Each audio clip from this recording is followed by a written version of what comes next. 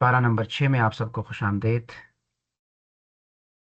کل ہم نے 5ویں نشست میں پارہ نمبر 5 کا مطالعہ کیا تھا، اور اس کے اندر ہم نے خاندانی نظام کو تفصیل سے سمجھنے کی بھی کوشش کی تھی کہ خاندان دراصل اساس ہیں اور بنیاد ہیں اس پوری ملت اور ریاست کے لیے۔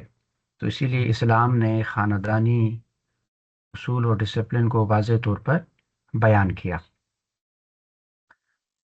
اور اس کے بعد ہم نے طہارت، تیمم، وضو، جنابت، ان چیزوں کو ذرا تفصیل سے دیکھا تھا، اور پھر وہی خاندانی مسائل جب حل ہوں گے تو اسی سے جائیں گے۔ ظاہر ہے ایک ریاست بنے گی تو ریاستی طور پر عدل اور انصاف کیسے قائم کرنا ہے اس کو تفصیل سے ہم نے دیکھا تھا۔ اور چونکہ ایک لحاظ سے کل کا سیشن بہت اہم بھی تھا کہ خاندانی نظام آج ہمارا پارا پارا ہے، جس کو ہم عائلی زندگی کہتے ہیں، میرٹل لائف۔ میرٹل لائف جو ہے یہ بہت میٹر کرتا ہے، اور اس کے مقابلے میں مغرب جو ہے وہ آ، مختلف قسم کے سسٹم بھی لا رہا ہے اور مختلف قسم کے افواہیں بھی لا رہا ہے، اور فیمنزم جو ہے وہ خاندان کو توڑ رہا ہے، اور اس پہ ہم نے کل گفتگو کی تھی، کچھ چیزیں میں نے گروپ میں بھی دی ہیں۔ بہرحال ہمیں جو ہے اپنی خاندانی نظام کو مضبوط بنانا ہے، اور آج کے نشست میں پارہ نمبر 6 کے اندر ہم اس بارے کے اندر تکمیلی دین کو دیکھیں گے کہ اللہ رب العالمین نے دین کو مکمل کر دیا ہے۔ الیوم اکملت لکم دینکم واتممت علیکم نعمتی ورضیت لکم الاسلام دینہ۔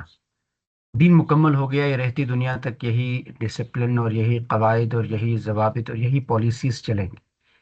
ان پالیسیز کے اندر تبدیلی کا اختیار کسی کے پاس نہیں ہے، اور 1400 سال پہلے جو دین اللہ نے مکمل کیا تھا یہ رہتی دنیا تک ہیں، اور یہ ہر زمانے کے مطابق ہے۔ ایسا نہیں ہے کہ 1400 سال پہلے والے جو پالیسیز ہیں وہ آج کے زمانے میں اس کا اطباق یا اطلاق نہیں ہو سکتا، ایسا بالکل بھی نہیں ہے۔ ایسا دین اللہ نے نازل کیا ہے کہ جو کامل ہے، اور اس کو ہم تفصیل سے انشاءاللہ سمجھیں گے، اور اسی کے ساتھ ساتھ کچھ تاریخی اسباق بنی اسرائیل کے کہ اللہ رب العالمین نے ان پر نعمتیں کیے اور کون کون سی نعمتیں کی، اور پھر انہوں نے کہاں کہاں کفران نعمت کا اظہار کیا، اور اسی طرح پھر عیسیٰ علیہ السلام کا مکالمہ جو پچھلے اسباق میں ہم پڑھ چکے ہیں وہ بھی اسی کے اندر شامل ہے۔ اور چونکہ قرآن کریم کے حوالے سے ایک بات واضح طور پر آپ سب ذہن نشین کر لیں کہ یہ تنزیل ہے، تصنیف نہیں ہے۔ تنزیل اور تصنیف میں فرق ہے۔ تصنیف یہ ہے نا کہ میں یہ کتاب جب لکھ رہا ہوں تو ظاہر ہے میں، تصنیف کا مطلب یہ ہوتا ہے کہ آپ سب سے پہلے پیش لفظ لکھ لیتے ہیں، پھر اس کے بعد جو ہے آپ ایک عنوان دے دیتے ہیں، اس عنوان کے تحت وہ چیزیں ساری جمع کر لیتے ہیں۔ یعنی مثال کے طور پہ میں کتاب لکھ رہا ہوں اور اس کے اندر جو ہے وہ ایک عنوان ہے انسان، تو اب انسان کے متعلق جو بھی چیزیں ہیں وہ اسی موضوع کے اندر میں کور کروں گا، اور جب وہ ختم ہو جائے گا تو پھر دوسرا عنوان دوں گا مثال کے طور پہ خاندان، تو خاندان کو کور کرنے کے بعد پھر شاید میں تیسرا عنوان دے دوں حیوان، تو حیوان کے نیچے ساری چیزیں جمع کروں گا۔ تو یہ تصنیف ہوتی ہے۔ تصنیف اس طریقے سے ہوتی ہے کہ ایک موضوع کے اندر تمام چیزوں کا احاطہ کیا جاتا ہے، اور وہ بات دوبارہ دوسرے موضوع کے اندر پھر ریپیٹ نہیں ہوتی، یہ تصنیف ہوتی ہے۔ قرآن کریم چونکہ تصنیف نہیں ہے، تنزیل ہے۔ تنزیل کا مطلب رفتہ رفتہ نازل ہونا، یہ تربیت کے لیے نازل ہوا ہے۔ تو عرب کا جو معاشرہ تھا اس میں جس وقت جس چیز کی خرابی تھی تو اس وقت وہ حکم نازل ہوا، تو یہ رفتہ رفتہ نازل ہوا، تو اس وجہ سے اس کی ہر پارے کے اندر آپ کو تکرار ملے گا۔ وہ بات جو آپ نے پارہ نمبر 1 میں پڑھی تھی وہ شاید 2 میں بھی ریپیٹ ہو رہی ہیں، 3 میں بھی ریپیٹ ہو رہی ہیں، 4 میں بھی ریپیٹ ہو رہی ہوں گی، کیونکہ یہ تنزیل ہے۔ اور یہ میرے اور آپ کے سامنے لکھا ہوا مصحف ہے، یہ ایسا نہیں تھا۔ یہ شاید ایک آیت جو اللہ کے رسول پر سب سے آخر میں نازل ہوئی ہو، اور وہ ہم پارہ نمبر 5 میں پڑھ رہے ہو، ٹھیک ہے؟ یعنی حجۃ الوداع کے موقع پر، حجۃ الوداع کون سا موقع تھا؟ جس وقت اسلام تقریباً غالب آ چکا تھا، اللہ کے رسول صلی اللہ علیہ وسلم کے مدنی لائف کا اختتام تھا، تو اس وقت اگر ایک حکم نازل ہوا ہے وہ مجھے سورۃ النساء میں مل رہا ہے، ٹھیک ہے؟ تو یہ تصنیفی یعنی مصحف کی شکل میں ہمارے سامنے آگے موجود ہے، لیکن یہ ہے کہ یہ آخر میں نازل ہوئی تھی۔ تو اس وقت یہ ہے کہ آپ کو لگ رہا ہوگا یہ چیز ہم نے ادھر بھی پڑھی تھی، ادھر دوبارہ ریپیٹ ہو رہی ہیں، تو یہ تنزیل ہیں۔ تو تنزیل میں تکرار بہت زیادہ ہے۔ قرآن کریم کے تقریباً اپنے جو ورڈز ہیں وہ 17,000 ہے، جو روٹ ورڈ ہے، یہ تکرار کے ساتھ جو ہے قرآن کریم کے اندر یہ 78,000 بن جاتے ہیں، 78,000۔ تو وہ کیوں ہیں؟ کیونکہ اس طرح کے واقعات، اب آدم علیہ السلام کا واقعہ قرآن کریم کے اندر 7 مرتبہ آیا ہے، تو جہاں موقع آیا اس وقت اللہ نے یاد دہانی کے لیے ان آیات کو نازل کیا۔ تو پرسوں ہم نے پڑھا تھا عیسیٰ علیہ السلام کا واقعہ، یا عیسیٰ علیہ السلام کے بارے میں کہ اللہ نے ان کو، یہ یہود اس کو قتل کرتے تھے، اللہ نے اس کو بچا دیا، اوپر لے کے گئے۔ آج کے بارے میں دوبارہ اس کا تذکرہ ہوگا، ٹھیک ہے؟ تو یہ تنزیل ہے، یہ تو ہر لحاظ سے، موقع و محل کے لحاظ سے چیزیں اس میں ریپیٹ ہوتی ہیں۔ آئیے شروع کرتے ہیں۔ لا يحب اللہ الجہر بالسوء من القول الا من ظلم وكان اللہ سمیعا علیما۔ اللہ اس بات کو پسند نہیں کرتا کہ کوئی شخص برملا بری بات کہے۔ لا يحب اللہ الجہر بالسوء من القول الا من ظلم، سوائے اس کے جس پر ظلم ہوا۔ وكان اللہ سمیعا علیما، اور اللہ سب کچھ سننے اور جاننے والا ہے۔ چھٹی نشست اور چھٹا پارہ جو ہے وہ اس آیت سے شروع ہوتا ہے، اور اس آیت کے اندر ایک اہم اخلاقی اصول بیان کیا گیا ہے کہ اللہ تعالیٰ کو یہ بالکل پسند نہیں ہے کہ لوگ دوسروں کی برائیاں بیان کریں۔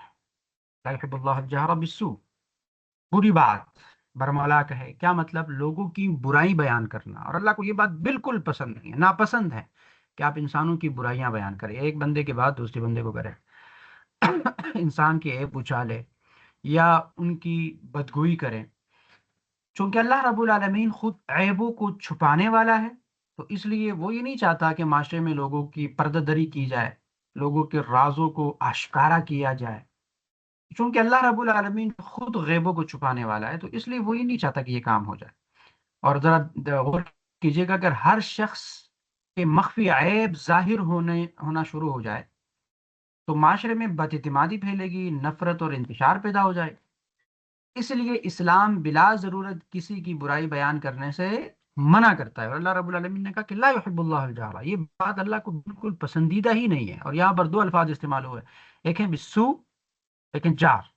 تو لا يحب اللہ الجہر بالسوء، سوء سے مراد ہر قسم کی برائی ہے، ہر قسم کی برائی، غیبت، حسد، یعنی جو برائی آپ، بہتان، یعنی یہ تمام قسم کی برائیاں ہیں جو آپ کسی انسان کے بارے میں کر سکتے ہیں۔ تو یہ تمام قسم کی بیماریاں اس ایک لفظ کے اندر جمع کی گئی ہیں۔ یعنی اللہ کو یہ بالکل پسند نہیں ہے کہ آپ کسی کی پر تہمت لگائے، کسی پر بہتان لگائے، کسی کی غیبت کرے، کسی کی برائی کو سب کے سامنے واضح کرے، کسی کی جاسوسی کرے۔ یہ ساری چیزیں اس میں آ گئی۔ اور الجہر من القول سے مراد یہ ہے کہ اعلانیہ زبان سے آپ بیان کریں، سب کے سامنے بیان کریں، اور پھر چاہے وہ شکایت کی صورت میں کیوں نہ ہو، چاہے چغلی کی صورت میں کیوں نہ ہو۔ یعنی یہی وجہ ہے کہ علماء کرام نے اس آیت سے غیبت کی حرمت پر بھی اس آیت کو دلیل بنایا ہے۔ اگرچہ یہ آیت جو ہے مفہوم کے اعتبار سے صرف غیبت تک محدود نہیں ہے، بلکہ اس میں ہر طرح کی بدگوئی شامل ہے، صرف غیبت نہیں ہے، چغلی بھی ہے، شکایت بھی ہے، جاسوسی بھی ہے، ہر چیز اس میں آ جاتی ہے۔ تو اس سے منع کیا گیا ہے۔ اور اللہ رب العالمین جو ہے وہ راز چھپانا خود بھی چھپاتا ہے، اور دوسرا بھی جب چھپاتا ہے تو اللہ کو یہ پسند آتا ہے۔ اب عمومی طور پر ہم خواتین میں یہ مرض زیادہ ہوتا ہے کہ ہم نا شکایات زیادہ کرتے ہیں، تو وہ شکایات بھی اور سب کے سامنے کرتے ہیں، یعنی شوہر کی شکایت جو ہے سب کے سامنے کر لیں گے۔ تو وہ جو آپ کا اور اس کا ایک کنیکشن تھا، ایک مخفی چیز تھی، ایک پوشیدہ چیز تھی، جو آپ اور وہ اور اللہ جانتا تھا، آپ نے سب کے سامنے اس کو اشکارا کر دیا، تو ایک طرح سے تو اس کی بے عزتی ہو گئی نا، عزت نفس کو مجروح کیا گیا۔ تو جی اس سے بھی بڑھ کر بات جو کہ ہم اس کو گناہ ہی نہیں سمجھتے، وہ ہیں بچوں کی عزت نفس کو مجروح کرنا۔ آپ کے گھر مہمان آیا اور تو آپ اپنے بچوں کی شکایات اس کے سامنے رکھ دیں گے، یہ تو پڑھتا نہیں ہے، یہ تو گیمز کھیلتا ہے، یہ تو فلاں کرتا ہے، یہ تو فلاں، اس کی تو یہ فلاں عادت ٹھیک نہیں ہے۔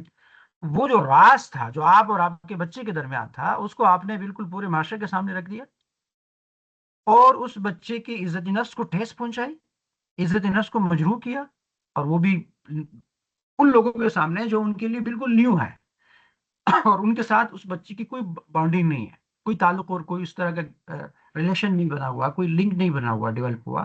بچہ اس کو محسوس کرتا ہے، فیل کرتا ہے۔ اللہ کو یہ بات بالکل نہیں پسند کہ آپ اپنے بچوں کی شکایات جو ہے وہ اپنے رشتہ داروں کے سامنے کریں، اپنے بچے کی کوئی بری بات جو ہے وہ اپنے رشتہ داروں کے سامنے برملا اس کا اظہار کرے۔ یہ بات اللہ کو بالکل پسند نہیں۔ ہم عمومی طور پر ہم ایک تو بچوں کو انسان ہی نہیں سمجھ رہے ہوتے، ہاں، انسان سمجھ رہے ہوتے تو پھر ہم ان سے اس طرح یعنی ایک تو بات کرنے کا سلیقہ بھی اور طریقہ بھی ہمارا مختلف ہوتا۔ ہم کسی بڑے شخص کو بلا رہے ہوتے تو ہم کہتے ہیں نام سے پکارتے ہیں یا جی کرتے ہیں، اور یا بہت احترام سے پکارتے ہیں، لیکن جب بچوں کو پکارتے ہیں اوئے اے، یعنی ان کی اتنی عزت نفس نہیں ہے کہ ان کو ان کے نام سے پکارا جائے یا پیار سے پکارا جائے اور عزت و تکریم سے پکارا جائے، یہ بھی نہیں ہوتی۔ اور جب مہمان کے سامنے اس سے کوئی غلطی ہو جائے تو پھر اس کا وہ پورا جو ریکارڈ ہے نا وہ سامنے رکھا جائے گا، یہ تو ہے ایسا۔ اچھا جی، کبھی اس کے نمبر کم آئیں گے تو جب بھی اسی طرح کے مہمان آئیں گے اور ان کے بچے آئیں گے تو پھر ان کے سامنے تو شکایات کی انبار لگا دی جائے گی، اس کی عزت نفس کی ایسی کی تیسی ہو جائے گی۔ تو جب بچے کی رسپیکٹ آپ نہیں کر سکتے نا تو پھر آپ یہ توقع کریں کہ یہ بچہ آپ کی رسپیکٹ کرے گا۔ ماہر نفسیات یہ بات بتاتے ہیں نا کہ ایک بچے کو اپنے گھر کے اندر جب بار بار یہ فیل ہوتا ہے کہ میری عزت نفس محفوظ نہیں ہے، تو یہ بچہ یہ فیل کرتا ہے کہ میں عزت کے لائق ہی نہیں ہوں، اور پھر وہ سارے کام کرتا ہے جو عزت کے بغیر ہوتا ہے۔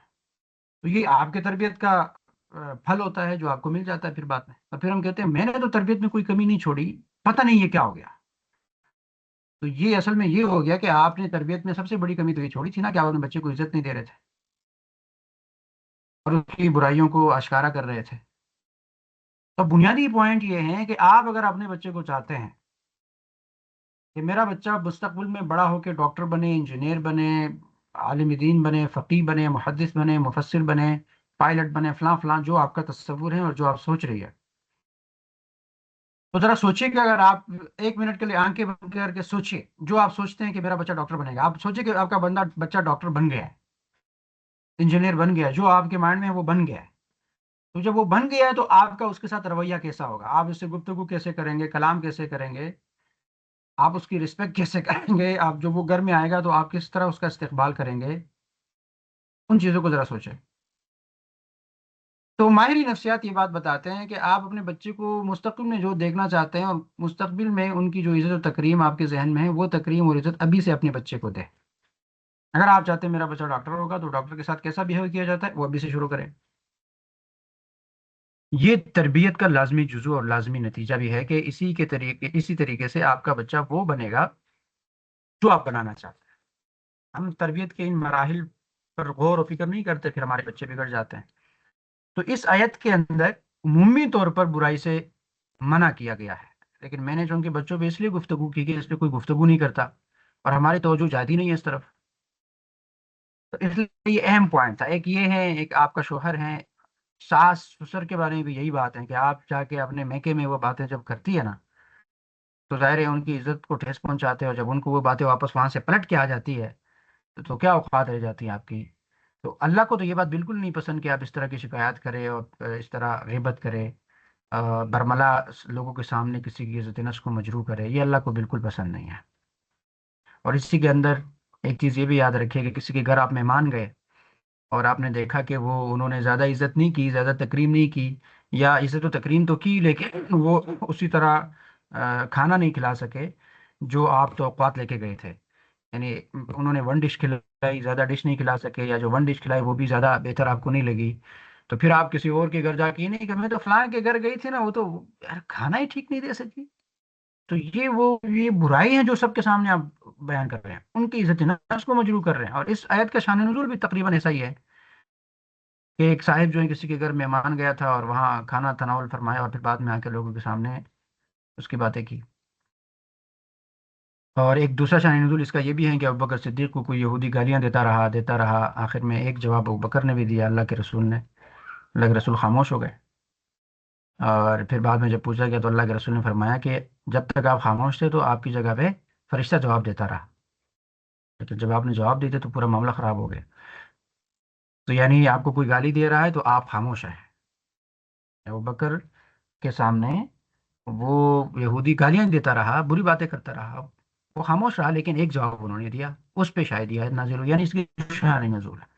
تو اس میں معاشرے کا اخلاق بیان کیا، اخلاقی اصول اور ڈسپلن، ایک پالیسی بیان کی جا رہی ہے۔ اگر آپ کو برائی کوئی کر بھی رہا ہے تو آپ اس کی برائی سب کے سامنے نہ کریں، آپ خاموش رہیں، اور جو خاموش رہتا ہے تو اللہ اس کے ساتھ ہے، اللہ جو ہے غفور الرحیم ہے، اللہ جو ہے اس کو صبر بھی دے دیتا ہے۔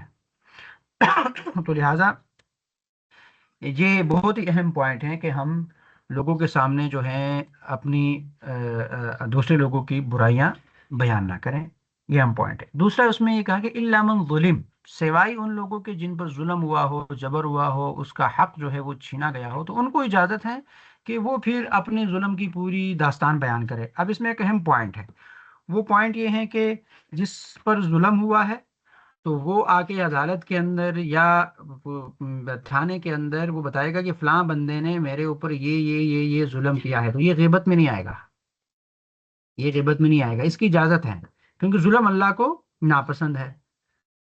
تو اس لیے وہ آگے ایکسپلین کرے گا، عدالت میں گواہی بھی دے گا، تھانے میں رپورٹ بھی لکھوائے گا، وہ ساری چیزیں اس میں ایکسپلین کرے گا، اس کو آپ غیبت نہیں کہہ سکتے۔ اسی طرح اس میں باقی چیزیں ایسی بھی آ جائیں گے نا، مثال کے طور پہ یہ محدثین نے جرح کا جو کام کیا ہے، یعنی یہ فلاں راوی ضعیف ہیں، فلاں منکر ہیں، فلاں جو ہے اس کو، اس کے حدیث کو رد کیا جائے گا، قبول نہیں کیا جائے گا، تو یہ جو راویوں پر تبصرہ ہے، ان کی برائیاں بیان کی جا رہی ہے سب لوگوں کے سامنے کہ یہ تو کاذب تھا، یہ تو جھوٹ بول رہا تھا، یہ تو یہ کر رہا تھا، تو یہ بھی جائز، یہ اس وجہ سے جائز ہے کہ یہ ظلم ہو رہا ہے اللہ کے رسول کے حدیث کے ساتھ اور دین اسلام کے ساتھ، تو اس کو ایکسپلین کرنا بہت امپورٹنٹ ہے۔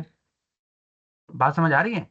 تو ظلم کو اللہ ناپسند کرتا ہے، تو اسی لیے یہ کھلی چھوٹ ہے کہ جس شخص پر ظلم ہو تو اس کو اجازت ہے کہ وہ اپنی دفاع کے لیے ظلم کی شکایت کرے اور ظالم کے خلاف بھرپور آواز اٹھائے، اور یہ اجازت اس لیے دی گئی ہے تاکہ ظالم اس حکم کا غلط فائدہ نہ اٹھائے اور لوگ ظلم کے سامنے خاموشی کو نیکی سمجھ کر بیٹھیں۔ ایسا نہیں ہو یار ظلم بھی ہو رہا ہے اور خاموش کچھ نہیں ہوگا، خاموش ہو جاؤ، نہیں، ایسا نہیں، بولنا ہے آپ نے پھر۔ لیکن اس میں ایک پوائنٹ یاد رکھے کہ مظلوم کو بھی صرف اتنی ہی بات کہنی چاہیے جو ظلم سے متعلق ہو، وہ حد سے تجاوز نہ کرے، یعنی ایسا بھی نہیں ہے کہ آپ تین چار باتیں اپنی اپنی طرف سے بنا دیں، ہوتا یہی ہے ہمارے ہاں، برائی اتنی ہوتی ہے جب تھانے میں جا کے ایف آئی آر دیکھا جاتا ہے تو وہ اتنا ہو جاتا ہے، تو یہ کام نہ کرے، حد سے تجاوز بہرحال اس کو بھی نہیں کرنا چاہیے۔ اسی لیے اللہ نے آخر میں فرمایا وَكَانَ اللَّهُ سَمِيعًا عَلِيمًا، یعنی اللہ سب کچھ سننے والا ہے اور دلوں کے حال بھی جاننے والا ہے کہ جس پر ظلم ہوا ہے وہ جا کے ادھر کیا لکھوا رہا ہے اور کیا بات بیان کر رہا ہے۔ اور اس کے بعد اگلی آیت میں فرمایا کہ ان تبدوا خیرا او تخفوا او تعفوا عن سوء فإن اللہ غفور رحیم، اگر تم نیکی ظاہر کرو یا اسے چھپا کر کرو یا کسی کی برائی کو معاف کر دو تو بے شک اللہ تعالیٰ معاف کرنے والا ہے اور قدیر قدرت رکھنے والا ہے۔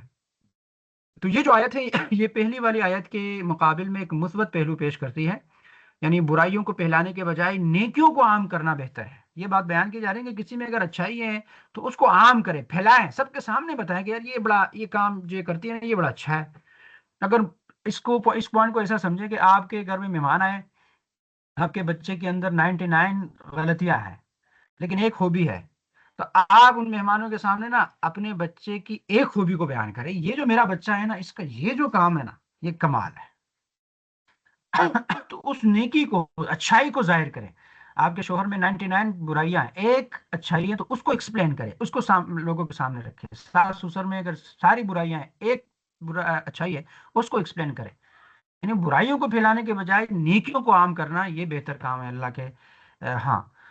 اور پھر اگر مناسب موقع ہو تو بدلہ لینے کے بجائے معاف کر دینا زیادہ اعلیٰ اخلاق ہے نا، فرمایا ان تخفوا او تعفوا عن سوء، کسی نے برائی کی، کسی نے آپ کے پیچھے بات کی، تو بجائے اس کے کہ آپ ان کے پیچھے لگے، بجائے اس کے کہ آپ بدلہ لے، تو معاف کرنا زیادہ بہتر ہے اور یہ اعلیٰ اخلاق ہیں۔ کیونکہ اللہ رب العالمین عظیم قدرت رکھنے کے باوجود اپنے بندوں کو معاف کرتا ہے۔ اب دیکھیں ہم کتنی برائیاں کرتے ہیں، اللہ کے احکامات سے بغاوت بھی کرتے ہیں، سرکشی بھی کرتے ہیں، اور اللہ قدرت والا ذات ہے، یعنی وہ ہمیں پکڑ بھی سکتا ہے اور اسی وقت انتقام بھی لے سکتا ہے، لیکن یہ ہے کہ وہ معاف کر دیتا ہے۔ لیکن اس میں ایک پوائنٹ یاد رکھے کہ معافی کا اپنا موقع اور محل ہوتا ہے۔ اسلام ایک طرف تو یہ تعلیم دیتا ہے کہ ظلم نہ کرو اور نہ ظلم برداشت کرو اور ظلم کے خلاف کھڑے ہو جاؤ، یہ پیغام دے رہا ہے، لیکن اگر دشمن مغلوب ہو گیا اور مزید خطرہ نہیں ہے کہ وہ آپ پر ظلم کرے تو اس موقع پر معاف کرنا، اصلاح کرنا، یہ تربیت کا ایک بہت اہم ذریعہ ہے کہ اگر اس کو معاف کریں گے تو وہ بھی سوچے گا کہ یار یہ معاف کرتا ہے اور اس نے معاف کیا تو میں یہ برائی کر کیوں رہا ہوں، اس لیے اس کی اصلاح ہو جائے گی۔ اگر آپ کو لگتا ہے کہ نہیں میں اگر اس کو ابھی معاف کروں گی نا تو معاف کرنے سے اس کو زیادہ تقویت ملے گی، ظلم کو تقویت ملے گی اور ظلم کو تقویت ملنے کا اندیشہ ہے، تو ایسی معافی پھر درست نہیں ہے، پھر ایسی جگہ پہ معاف نہ کرے۔ یعنی خلاصہ یہ ہوا کہ اسلام نہ تو بدگوئی کو پسند کرتا ہے، بری بات کو پھیلانے اور غیبت کرنے، حسد کرنے، کسی کی شکایت کرنے، یہ اسلام پسند نہیں کرتا، اور نہ ہی ظلم کے سامنے خاموشی کو پسند کرتا ہے۔ جہاں ضرورت ہو وہاں حق بات کہنا جائز ہے، اور جہاں اصلاح ممکن ہو وہاں معاف کرنا افضل ہے، اور یہی توازن ہے اسلامی اخلاق کی، اور یہی خوبصورتی ہے اسلامی اخلاق کی۔ تو یہ ایک اخلاقی تصور یہاں پہ پیش کیا گیا۔ آگے ہیں کہ حقیقی مومن کون ہے، اس کی تفصیل بیان کی گئی کہ لا نفرق، وہ فرق نہیں کرتا انبیاء پر ایمان لانے میں، یعنی وہ سب تمام انبیاء پر یکساں ایمان لاتا ہے۔ اور اس پر میں نے پارہ نمبر 3 کے اوپر تفصیلی گفتگو کی تھی ادھر، اگر آپ کو یاد ہے تیسری نشست میں ہم نے گفتگو کی تھی کہ ایمان کے لیول کے حساب سے تمام انبیاء برابر ہیں، لہٰذا ایسا نہیں ہو سکتا کہ میں یہ کہوں کہ میں ابراہیم علیہ السلام پر ایمان لاتا ہوں اور عیسیٰ علیہ السلام کو میں نہیں مانتا۔ یہودیوں کا تو یہی کام تھا نا، یہودی جو ہے وہ عیسیٰ علیہ السلام کو نہیں مانتے تھے، تو عیسائی جو ہیں وہ عزیر علیہ السلام کو نہیں مانتے تھے۔ تو انہوں نے یہی تو مسئلہ پیدا کیا تھا، کہتے ہیں ہم اپنے نبی کو مانتے ہیں، بس یہی کامیابی ہے اور اسی میں ہم جنت میں جائیں گے۔ تو اللہ نے کہا کہ نہیں، انبیاء تمام کے تمام، ایک نبی کا انکار کرنا بھی تمام انبیاء کا انکار کرنا ہے۔ جس طرح نوح علیہ السلام کے بارے میں آتا ہے، نوح علیہ السلام کی قوم کے بارے میں آتا ہے کہ انہوں نے انبیاء کا کفر کیا، انہوں نے انبیاء پر ایمان نہیں لایا۔ تو ذرا ایک منٹ کے لیے سوچیے نا کہ نوح علیہ السلام سے پہلے تو انبیاء تھے ہی نہیں، سوری، نوح علیہ السلام کی قوم کے بارے میں آتا ہے کہ انہوں نے رسولوں کا انکار کیا ہے۔ تو آپ سوچیں نوح علیہ السلام سے پہلے رسول کون تھا؟ یعنی نوح علیہ السلام سے پہلے تو آدم علیہ السلام اس دنیا میں آئے تھے، آدم علیہ السلام کے بعد نوح علیہ السلام آئے تھے۔ تو اللہ نے کیوں کہا کہ انہوں نے رسولوں کا انکار کیا؟ اس کا مطلب ہے کہ ایک رسول کا انکار کرنا تمام رسولوں کا انکار ہے۔ انہوں نے نوح علیہ السلام کا انکار کیا تو اللہ نے کہا انہوں نے رسولوں کا انکار کیا، یعنی تمام رسول جو 1,24,000 قوم پہ جتنے بھی رسول اور نبی آئے ہیں ان تمام کا انکار کیا۔ تو ایک رسول کا انکار تمام رسول کا انکار ہے، ایک نبی کا انکار تمام انبیاء کا انکار ہے، ایک رسول کے اور ایک نبی کے پیغامات سے منہ موڑنا اور روگردانی کرنا تمام انبیاء کے پیغامات سے منہ موڑنے اور روگردانی کرنے کے مترادف ہے۔ تو اس لیے کہا گیا کہ حقیقی مومن تو وہ ہے جو اللہ پر ایمان رکھتا ہے اور تمام رسولوں پر بلا تفریق ایمان لاتا ہے، یعنی ایمان میں کوئی تفریق نہیں ہوگی۔ ہم موسیٰ علیہ السلام پر بھی اتنا ایمان لائیں گے جتنا محمد مصطفیٰ پر لاتے ہیں، ابراہیم علیہ السلام پر بھی اتنا ایمان لائیں گے جتنا محمد مصطفیٰ پر لاتے ہیں۔ تمام نبی ایمان کے درجے میں ہمارے لیے برابر ہیں، ہم اس میں کوئی کمی نہیں کرتے، کوئی کوتاہی نہیں کرتے۔ اور بعض رسولوں کو ماننا اور بعض کا انکار کرنا یہ حقیقی کفر ہے، اور جس کی سزا سخت ترین ہے۔ ٹھیک ہے جی، اور آگے ہیں یہودیوں کا رویہ آگے بیان کیا جا رہا ہے کہ ان کے کچھ نامعقول مطالبات تھی، اور اس کی وجہ سے وہ سرکشی کرتے تھے، یعنی بغاوت پر اتر آتے تھے۔ اور وہ نامعقول مطالبات کون کون سے تھے کہ انہوں نے کہا اللہ کے رسول کو، یعنی مدینہ کے یہودیوں نے یہ شرط رکھی کہ ہم آپ کو اس وقت نبی مانیں گے جب آپ کے اوپر کوئی تحریری کتاب نازل ہو جائے۔ یہ جو آپ ہمیں بتاتے ہیں یہ تو ہم ایکسیپٹ نہیں کرتے کہ یہ اللہ کی طرف سے، لہٰذا اللہ کی طرف سے کوئی ریٹن فارم میں ڈاکومنٹ لائیں، کوئی کتاب اور بک پیش کریں، تب ہم آپ پر ایمان لائیں۔ تو یہ یہودیوں کا کوئی پہلا کارنامہ تھوڑی تھا یا کوئی پہلا مطالبہ تھوڑی تھا، یعنی اس سے پہلے بھی اس طرح کے بہت سارے نامعقول مطالبات کیے ہیں۔ تو اسی پارے کے اندر اللہ رب العالمین محمد مصطفیٰ کو بتا رہے ہیں کہ یہ کوئی نئی بات نہیں ہے، یہ تو ان کے آباء و اجداد نے بھی یہی کیا تھا۔ یہ تو موسیٰ علیہ السلام کو بھی کہتے تھے کہ ہم حتی نر اللہ جہرتاً، اے موسیٰ ہم آپ پر ہرگز ایمان نہیں لائیں گے، لن نؤمن لک حتی نر اللہ جہرتاً، جب تک ہم اللہ کو براہ راست نہ دیکھیں، کھلم کھلا نہ دیکھیں، جہرتاً اپنی آنکھوں کے سامنے نہ دیکھیں، تو ہم آپ پر ایمان نہیں لائیں گے۔ یعنی موسیٰ علیہ السلام کیا کرتے تھے؟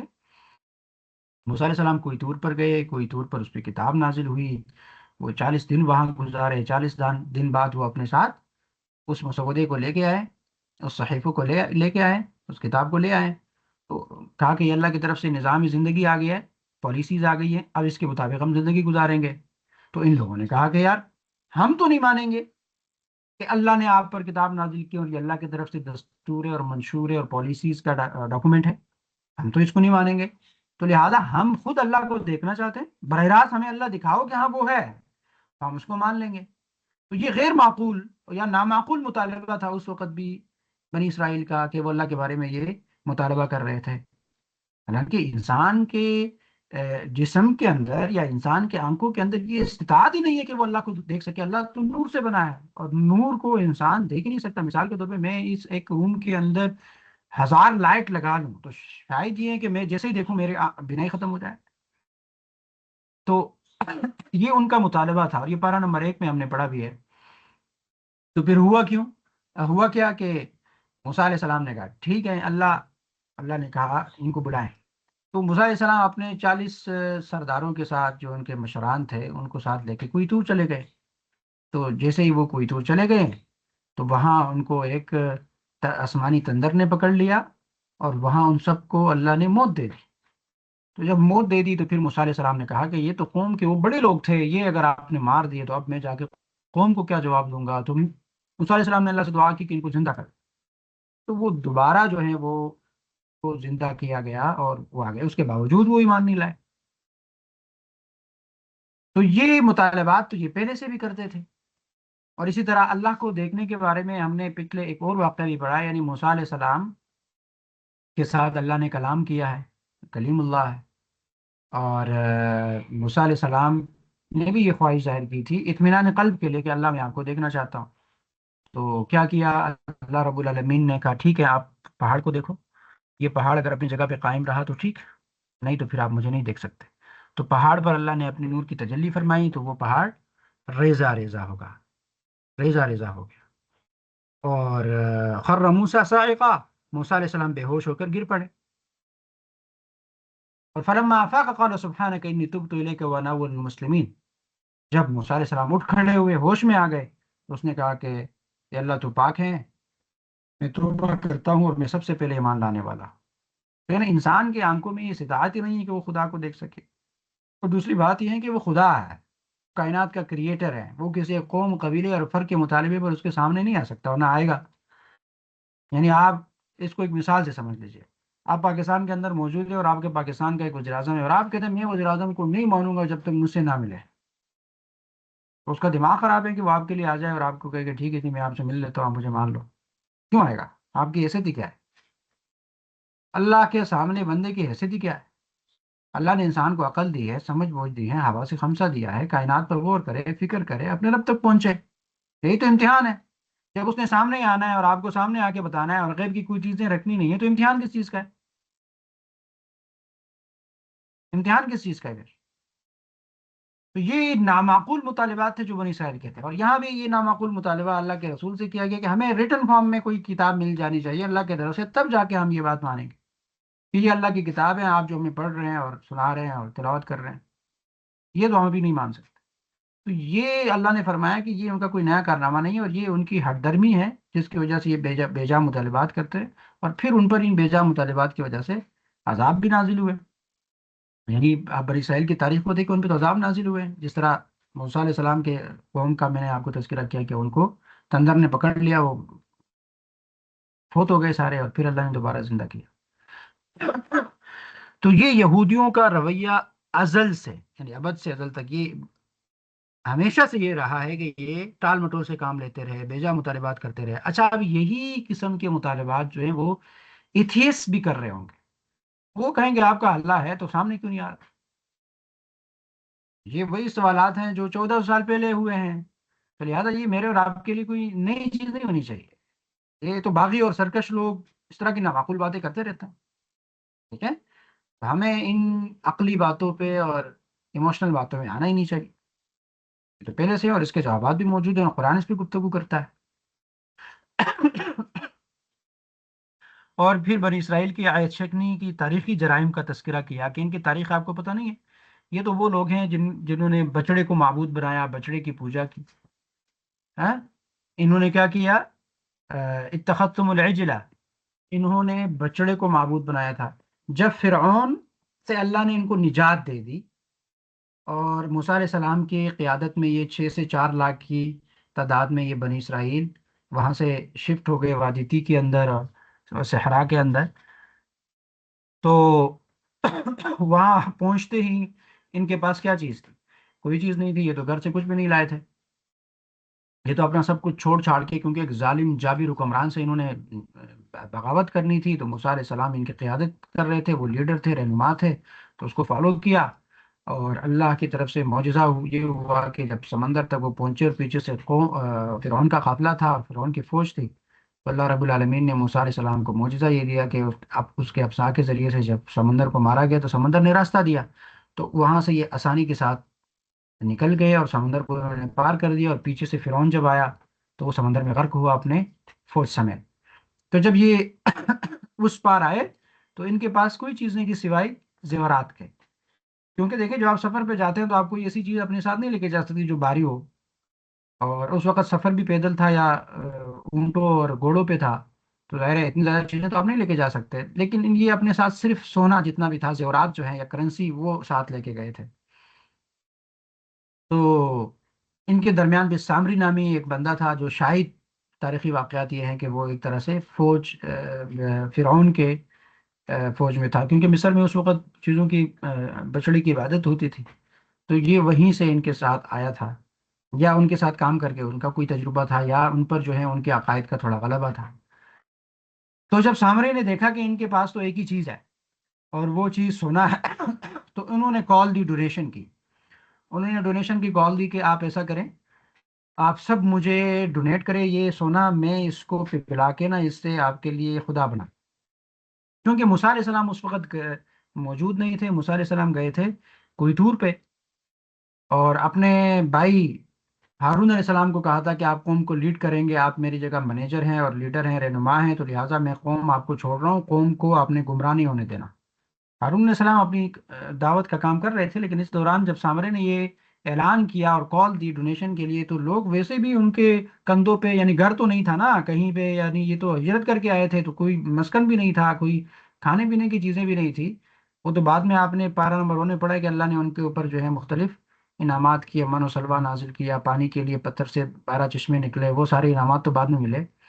تو انہوں نے کہا جی ٹھیک ہے نا، یہ سونا ہم کیا کریں گے، ہم سب جو ہیں، اچھا یہ سونا سارا جمع کر کے قوم کے سرداروں کو دیا گیا تھا، کوئی 12 سردار تھے، ان کو دیا گیا تھا کہ یہ آپ کے حوالے ہے۔ تو وہ سردار جو ہیں وہ سونا لے کے گھوم رہے تھے، وہ بھی تھک گئے تھے، تو سامنے نے جب کہا کہ مجھے ڈونیٹ کر دو، میں اس سے کیا کروں گا، میں آپ کو خدا بنا دوں گا، انہوں نے پھینک دیا، لے لو، ہم کیا کریں اس کا، یعنی ایک میدان ہے اس میں یہ سونا لے کے گھوم رہے ہیں تو اس کا ہم کیا کریں، تو انہوں نے پھینک دیا۔ تو پھینک دیا تو سامرے نے پھر اس کو پگھلا کے اسی سے ایک بچڑا بنا دیا، اور اس بچڑے کو ایک ایسی جگہ پہ الوداع کیا جہاں ہوا آتی تھی، تو وہیں سے ایک آواز آتی تھی، تو اس نے کہا یہ آپ کا رب ہے اور یہ آپ کے موسیٰ کا بھی رب ہے، اور موسیٰ کدھر ہے، وہ تو آپ کو چھوڑ کے چلا گیا ہے، ہاں، اگر وہ آپ کا اصل کوئی موسیٰ لیڈر رہنما ہوتا تو آپ کو چھوڑ کے چلا جاتا، موسیٰ اور اس کا رب آپ کو چھوڑ چکے ہیں۔ تو وہ قوم کیا ہو گئی، ساری ساری قوم گمراہ ہو گئی، قوم جا کے بچڑے کو معبود بنائے، قوم نے بچڑے کی عبادت کرنے لگے۔ اس دوران ہارون علیہ السلام کوشش اور اسٹرگل اور جدوجہد کرتے رہے، ان کو منع کرتے رہے، لیکن ان کو جب لگا کہ یہ تو ابھی بغاوت پیدا ہو رہی ہے اور فرقہ پیدا ہو رہا ہے، یعنی اس میں 3 قسم کے لوگ بنے نا، ایک وہ تھے جو موحدین ہیں، جو بالکل ہارون علیہ السلام کے ساتھ توحید پر جمے رہے، ایک وہ تھے جو بچڑے کو معبود بنا چکے تھے، بچڑے کی عبادت کرنے لگے، ایک وہ تھے جو خاموش تھے، خاموش کا مطلب میرے اور آپ کی طرح تھے، کہتے ہیں یار کسی کے کام میں کیا کام، اپنے کام سے کام رکھو، جو آج کل میں اور آپ بھی کہتے ہیں، اور ہمارے ایجوکیٹڈ طبقے میں یہ جملہ بڑا پایا جاتا ہے، یار کسی کے کام میں کیا کام، جو سود کھائے، ظلم کرے، بغاوت کرے، طاغوتی نظام ہو، جو بھی ہو، اپنے کام سے کام رکھو، اپنے آپ کو ٹھیک رکھو، یہ والا جملہ کہنے والے لوگ بھی تھے، اور جن کا قرآن میں اللہ نے کئی تذکرہ نہیں کروں، مفسرین کہتے ہیں کہ جہاں جہاں بھی اس طرح کے لوگ تھے تو جہاں جہاں عذاب آیا وہ بھی ساتھ گئے ہیں، جو اپنے کام سے کام رکھتے تھے، جس کو معاشرے سے کوئی شغف ہی نہیں تھا، جن کو یہ فکر ہی نہیں تھی کہ معاشرہ خراب ہو رہا ہے، ظلم ہو رہا ہے، جبر ہو رہا ہے، شرک ہو رہا ہے۔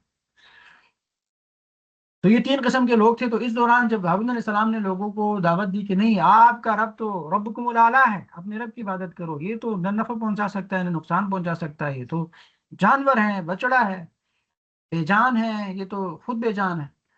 تو پھر لوگوں نے ان کو کہا ہم آپ کو قتل کر دیں گے۔ تو اب ہارون علیہ السلام کے پاس 2 آپشن تھے، یا تو یہ کہ اس کو قتل کیا جاتا، یا یہ ہے کہ پھر 2 فرقے بن جاتے۔ تو وہ ڈر گئے، کیونکہ پیچھے موسیٰ علیہ السلام بھی بڑے رعبدار تھے، ان سے بھی ڈر رہے تھے کہ وہ آ کے بتائے گا کہ آپ کو میں نے ایک قوم چھوڑی تھی، آپ نے اس کو ٹکڑے ٹکڑے کر دیا، فرقے بنا دیے، تو فرقہ واریت بہت بری چیز ہے، اس لیے ہارون علیہ السلام پھر خاموش ہو گئے. اس نے کہا کہ جب قوم میری بات نہیں مانتی، وہ اپنے ساتھی سمیت انہوں نے خاموشی اختیار کر لی. اور خاموشی اس لیے اختیار کی کہ فرقہ نہ بنے، ٹکڑے ٹکڑے نہ ہو جائے بنی اسرائیل.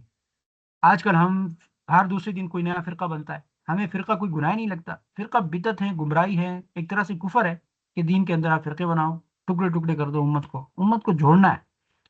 تو ہارون علیہ السلام نے امت کو توڑنے کے بجائے خاموشی اختیار کری. تو بعد میں جب موسیٰ علیہ السلام واپس آئے، اس نے دیکھا کہ قوم نے تو بچڑے کو معبود بنایا. تو سب سے پہلے لوگوں سے پوچھا، سرداروں کو بلایا کہ کیا ہوا آپ سے میں نے وعدہ نہیں کیا تھا کہ میں رب کے پاس جا رہا ہوں اور ایک اچھی خوشخبری لے کر آؤں گا؟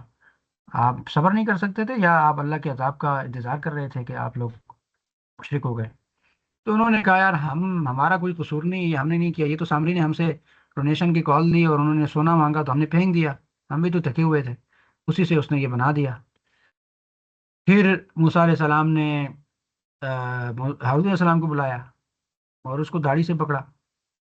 اور پھر وہ آپ کو پتہ ہے، لا تأخذ بلحیتی، یہ آگے آئے گا بھی کہ اے میرے ماں کے بیٹے، میرے داڑھی کو نہ پکڑو. اور اس کو کہا کہ بتاؤ نا آپ کیا کر رہے تھے کہ قوم گمراہ ہو رہی تھی، آپ نے اپنا کام نہیں کیا میرے بعد. تو ہارون صاحب نے کہا کہ میں تو آپ سے ڈر رہا تھا، کہ اس بات سے ڈر رہا تھا کہ قوم کے اندر فرقہ پیدا نہ ہو جائے. میں نے تو دعوت دی ہے لیکن یہ نہیں مان رہے تھے. میں فرقہ واریت سے ڈر رہا تھا کہ ٹکڑے ٹکڑے نہ ہو جائے گا.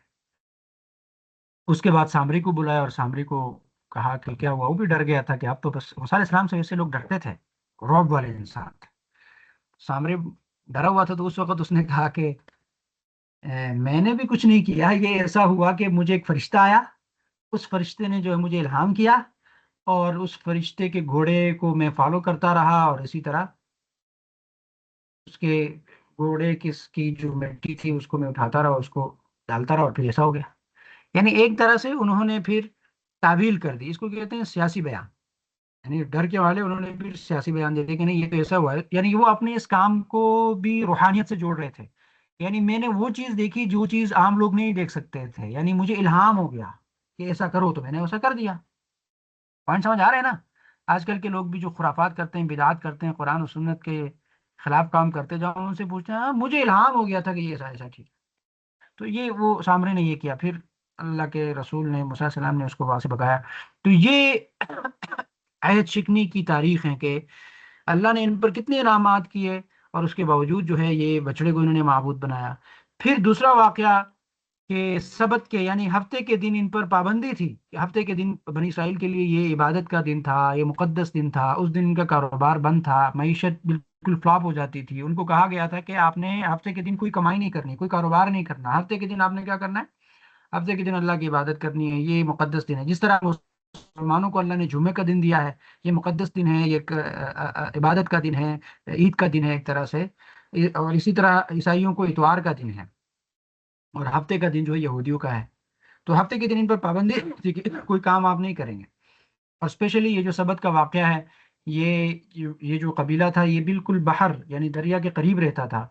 اور ہفتے کے دن ان پر پابندی لگائی کہ آپ کوئی شکار نہیں کریں گے، کوئی کاروبار نہیں کریں گے، کیونکہ ان کی پوری معیشت کیا تھی؟ وہ مچھلیاں پکڑنا، اور اسی سے ان کا گھر چلتا تھا، کھاتے پیتے بھیجتے بھی تھے ایک گرد لوگوں کو، تو اسی سے ان کی معیشت چلتی تھی. تو اللہ نے کہا کہ نہیں، ہفتے کے دن آپ شکار نہیں کریں گے، ہفتے کے دن مچھلیاں نہیں پکڑیں گے. اور پھر امتحان کیا تھا کہ ہفتے کے دن مچھلیاں اس طرح اوپر اوپر آتی تھی، تو ان سے پھر ہضم نہیں ہوتا تھا کہ یار یہ دیکھو اتنی زیادہ مچھلیاں کہاں سے آ گئی. امتحان تھا نا. تو امتحان تو ایسا ہی ہوتا ہے کہ چیز آپ کے سامنے دکھے اور پھر اندر سے آواز آئے کہ میں کروں یا نہ کروں، میں اللہ کی بات مانوں یا نفس کی بات مانوں. یہی تو امتحان ہوتا ہے. اسی لیے تو یہ صبح صبح کی نیند بڑی اچھی ہو جاتی ہے. پوری رات پتہ نہیں چلتا، لیکن صبح کی جب آسان ہوتی ہے نا، یہ نیند بڑی اچھی ہو جاتی ہے. شیطان آگے اس کو خوبصورت بناتا ہے، اور آپ کہتے ہیں کہ نہیں اب بستر کو نہیں چھوڑنا. یہ تو اسی لیے ہوتا ہے، امتحان تو یہی ہوتا ہے. پوائنٹ سمجھ آ رہا ہے؟ تو ان کو آزمایا گیا. تو انہوں نے پھر یہ کہ تعویل نکالی. یہ جو ہے جمعے کے دن انہوں نے گڈھے کھودے تھے اور سمندر سے پانی لا کے اس گڈھے میں پھینکتے تھے. تو ہفتے کے دن وہ مچھلیاں تو ابھر ابھر کے آتی تھی، تو وہ اس راستوں کے ذریعے سے اس گڈھے میں آ کے اسٹور ہو جاتی تھی. تو پھر یہ جا کے اتوار کے دن اس کو نکال لیتے تھے. تو پھر کہتے تھے یہ کام تو ہم نے ہفتے کے دن نہیں کیا، لیکن ہم نے ہفتے کے دن شکار تو نہیں کیا. لیکن جو تعویل کر رہے تھے کہ جمعے کے دن آپ نے راستہ کھودا، جو کہ نہیں کھودنا چاہیے تھا، اللہ نے منع کیا ہے، اور پھر اتوار کے دن جا کے وہاں سے نکالتے تھے. تو اس کی بھی انہوں نے خلاف ورزی کی، اور پھر اللہ نے ان کو قردۃ خاسرین بدترین بندر بنا دیے تھے ان کو، اور بندر، اور دوسری جگہ پہ ہیں کہ ان کو بندر اور خنزیر بنا دیا گیا۔ تو اس وقت بھی یہ تین قسم کے لوگوں میں ڈیوائڈ ہو گئے تھے۔ ایک لوگ وہ لوگ تھے جو ان کو منع کرتے تھے کہ اللہ کے حکم کی خلاف ورزی نہ کرو، یہ کام آپ غلط کر رہے ہیں۔ دوسری قسم وہ لوگ تھے جو خاموش تھے، اور تیسری قسم یہ تھے جو یہ کام کر رہے تھے۔ اور پھر اس میں بعد میں یہ ہوا کہ جو اچھے لوگ تھے، ان کو منع کرتے تھے، انہوں نے کہا کہ یار ان لوگوں پر نہ کوئی عذاب آئے گا، یہ اللہ کی خلاف ورزی کر رہے ہیں، تو لہٰذا ان کو ہم الگ کرتے ہیں۔ تو پھر وہ جو گھر تھے نا، اس گھر کے درمیان میں دیوال ماری تھی، ایک طرف یہ باغی رہتے تھے، ایک طرف جو ہے یہ صالح لوگ رہتے تھے۔ ایک دن ایسا ہوا کہ یہ صبح صبح اٹھے، اور اٹھنے کے بعد انہوں نے دیکھا کہ یار اس طرف سے کوئی لوگ اٹھے نہیں ہیں، نکل ہی نہیں رہے گھر سے، یہ جو خلاف ورزی کرنے والے اللہ کے باغی اور سرکشی لوگ ہیں، یہ تو نکل ہی نہیں رہے۔ تو انہوں نے جا کے دیوار پلانگ کے دیکھا ہے، جب انہوں نے دیکھا ہے تو وہ تو گھروں میں سارے خنزیر ہیں، خنزیر گھوم رہے ہیں، اور ساتھ میں بندر گھوم رہے ہیں۔ تو انہوں نے یہاں سے آہ آہ آواز دی کہ کاش آپ کو ہم نے بتایا نہیں تھا کہ اللہ کا عذاب آئے گا۔ تو اللہ نے پھر ان کو جسمانی طور پر خنزیر اور بندر تو بنا دیا تھا، لیکن اس وقت عقل ان کی سلب نہیں کی تھی، تو ان کو بات سمجھ آ رہی تھی۔ تو وہ پھر اپنا سر دیوار پہ اور زمین پہ رگڑتے تھے اور مارتے تھے، کہتے ہائے ہائے ہم نے اللہ کی خلاف ورزی کی، ہم نے اللہ کی بات نہیں مانی۔ اور اسی طرح ہوتے ہوتے 3 دن میں ان کی پوری نسل ہی ختم ہو گئی۔ تو یہ تو ایسے لوگ ہیں، یہ تو عہد شکنی کرنے والے لوگ ہیں۔ اور پھر دوسرا کہ اللہ رب العالمین نے وَإِذَا أَخَذْنَا مِيثَاقَكُمْ وَرَفَعْنَا فَوْقَكُمُ الطُّورَ، جب ان کے سروں پر طور کو اٹھایا گیا اور ان کو کہا گیا کہ پکڑو، خُذُوا مَا آتَيْنَاكُم بِقُوَّةٍ وَاسْمَعُوا، جو کچھ آپ کو دیا گیا ہے اس کو مضبوطی سے پکڑو، تھامے رکھو۔ تو انہوں نے کہا کہ ایک جگہ کہا سمعنا وَأَطَعْنَا، ہم نے سن لیا اور ہم اطاعت کریں گے۔ اور دوسری جگہ پھر جب دوبارہ ان کو یاد دہانی کروائی، انہوں سمعنا وَعَصَيْنَا، ہم نے سن لیا لیکن ہم نافرمانی کریں گے۔ پھر زبان سے کہا کہ ٹھیک ہے ٹھیک ہے ٹھیک ہے، پہاڑ رکھ دو، اب ہم بات مان رہے ہیں، ہم کتاب کو مضبوطی سے پکڑیں گے، کتاب کو پڑھیں گے بھی، سمجھیں گے بھی، آگے پھیلائیں گے بھی، تشہیر بھی کریں گے، تورات ہماری کتاب ہے اور اس کے مطابق زندگی بسر کریں گے۔ لیکن دل کے اندر تھا کہ وہ ہی نہ صبر کرو، تم ابھی پہاڑ نیچے کرو تو پھر ہم اپنی منمانی کریں گے۔ اللہ کو تو پتا تھا دل کے راز، اللہ نے کہا یہ ایسے لوگ ہیں۔ اور پھر یہ ایسے لوگ ہیں کہ انہوں نے عیسیٰ علیہ السلام کے قتل کا دعویٰ بھی کیا ہے، انہوں نے کہا ہم نے عیسیٰ علیہ السلام کو قتل کیا ہے، اور وہ واقعہ بھی ہم نے پڑھا تھا۔ اور آج کے اس سبق کے اندر بھی ہے کہ اللہ کہہ رہا ہے کہ نہ ان کو قتل کیا گیا ہے، نہ اس کو پھانسی دی گئی ہے، ولیکن شبیہ لہم، اللہ نے ان کو کٹمٹ کر دیا تھا ان کو۔ وہ ہوا یوں کہ عیسیٰ علیہ السلام کو قتل کرنے کا انہوں نے پلان بنایا، اور پھر عیسیٰ علیہ السلام کے گھر کے اندر یہودی کو بھیجا۔ تو وہ یہودی جب اندر چلا گیا تو اللہ رب العالمین نے اس یہودی کو ہم شکل بنایا عیسیٰ علیہ السلام کا، اور عیسیٰ علیہ السلام کو اللہ نے ورافعک الی ومطہرک، اللہ نے اوپر اٹھایا، اللہ اس کو اوپر لے گئے۔ اور یہ جب گھر کے اندر چلے گئے تو اسی یہودی کو جس کو انہوں نے بھیجا تھا اس کو دیکھنے کے لیے، تو اس کو پایا اور اس کو نکالا اور اس کو پھانسی دی۔ پھانسی دینے کے بعد جب انہوں نے دیکھا کہ شکل تو بالکل عیسیٰ علیہ السلام کی طرح ہے لیکن پاؤں اور ہاتھ مختلف ہیں، پھر شک میں پڑ گئے کہ کدھر ہے عیسیٰ علیہ السلام۔ تو پھر کچھ نے کہا نہیں یہی عیسیٰ علیہ السلام۔ تو پھر سوال آتا ہے کہ اگر یہی عیسیٰ علیہ السلام ہے تو جو بندہ آپ نے اندر بھیجا تھا وہ کدھر گیا، وہ بندہ کدھر گیا؟ اللہ نے ان کو اس طرح شک میں ڈالا، اور وہ عیسیٰ علیہ السلام کو اللہ نے اوپر اٹھایا، اور ہمارا عقیدہ ہے کہ وہ اوپر آسمانوں میں زندہ ہے، اور وہ قیامت سے پہلے آئیں گے، اور محمد مصطفیٰ صلی اللہ علیہ وسلم کی امتی بن کر آئیں گے۔ وہ یہودیوں سے لڑیں گے، عیسائیوں سے لڑیں گے، ان کو ختم کریں گے اور اسلام کا غلبہ عمل میں لائیں گے امام مہدی کے ساتھ۔ اچھا پھر یہ وہ عیسائی ہیں، یہ یہودی وہ ہیں جو عیسیٰ علیہ السلام کو قتل کرنے میں ملوث تھے اور اس کا دعویٰ بھی کرتے ہیں، اور ساتھ میں مریم علیہ السلام پر یہ بہتان بھی لگاتے تھے، اس کا تذکرہ بھی ہے، مریم علیہ السلام پر بہتان لگاتے تھے۔ اور مریم علیہ السلام نے اس بہتان کا رد تو قرآن میں ہے نا، کہ اس بیٹے نے خود ہی بات کی کہ میں اللہ کا نبی ہوں، عیسیٰ علیہ السلام نے خود بات کی۔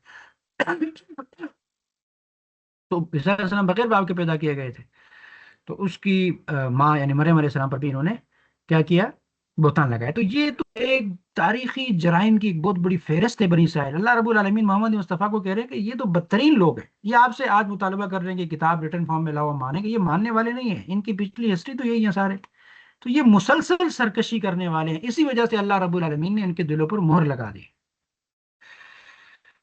یہاں پر سورۃ النساء کا اختتام ہو جاتا ہے، کہ آخری آیات تھے سورۃ النساء کے جس کے اندر بنی اسرائیل کے عہد چھپنے کا تذکرہ ہے، ہم نے اس کو پڑھ لیا۔ اب آگے دوسری سورت سورۃ المائدہ شروع ہوتی ہے، اور سورۃ المائدہ کا آغاز جو ہے وہ عہد तो पैमान की पासदारी ईफाई आहद से होता है। या अय्युहल्लज़ीना आमनू औफू बिल उकूद, ए ईमान वालो अपने वादे पूरे करो, अपने अहद को पूरा करो। अब ये क्या है, देखें कुरान करीम में वादा, उकूद, आहद, मीसाक, ये अल्फाज इस्तेमाल होते हैं, और इन सब का हम तर्जुमा उर्दू में आहद ही करते हैं, वादा ही करते हैं।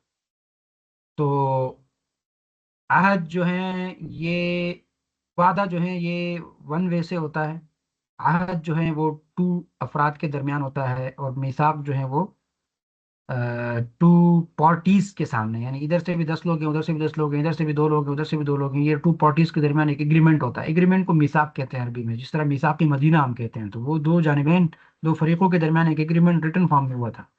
तो रिटन फॉर्म का मतलब है कि ये ज़्यादा बावसूख होता है और ज़्यादा मौसर होता है। और असल में वादा किसे कहते हैं, वादा का मतलब ये है कि आप किसी को किसी चीज़ की उम्मीद दिला दें, और वो उम्मीद आप अल्फाज से दिला दे, इशारों से दिला दे, हरकत और सकनात से दिला दे, बॉडी लैंग्वेज से दिला दे, या फेशियल एक्सप्रेशन से दिला दे, ये सेम है। यानी आपने किसी को किसी काम की उम्मीद दिला दी कि ये काम मैं करूंगी, और वो या तो आपने अल्फाज में बोल दिया कि हाँ जी मैं करूंगी, या आपकी फेस स्ट्रक्चर से पता चला कि हाँ आपने उनको उम्मीद दिला दी, बात ठीक है करूंगी। या आपने बॉडी लैंग्वेज से उनको बताया कि मैं कर लूंगी, तो ये आपने वादा कर दिया। ठीक है। तो वादे के बारे में अल्लाह फरमाए इस वादों को पूरा करो। पहले पारे में भी ये मौजू आपने पढ़ा था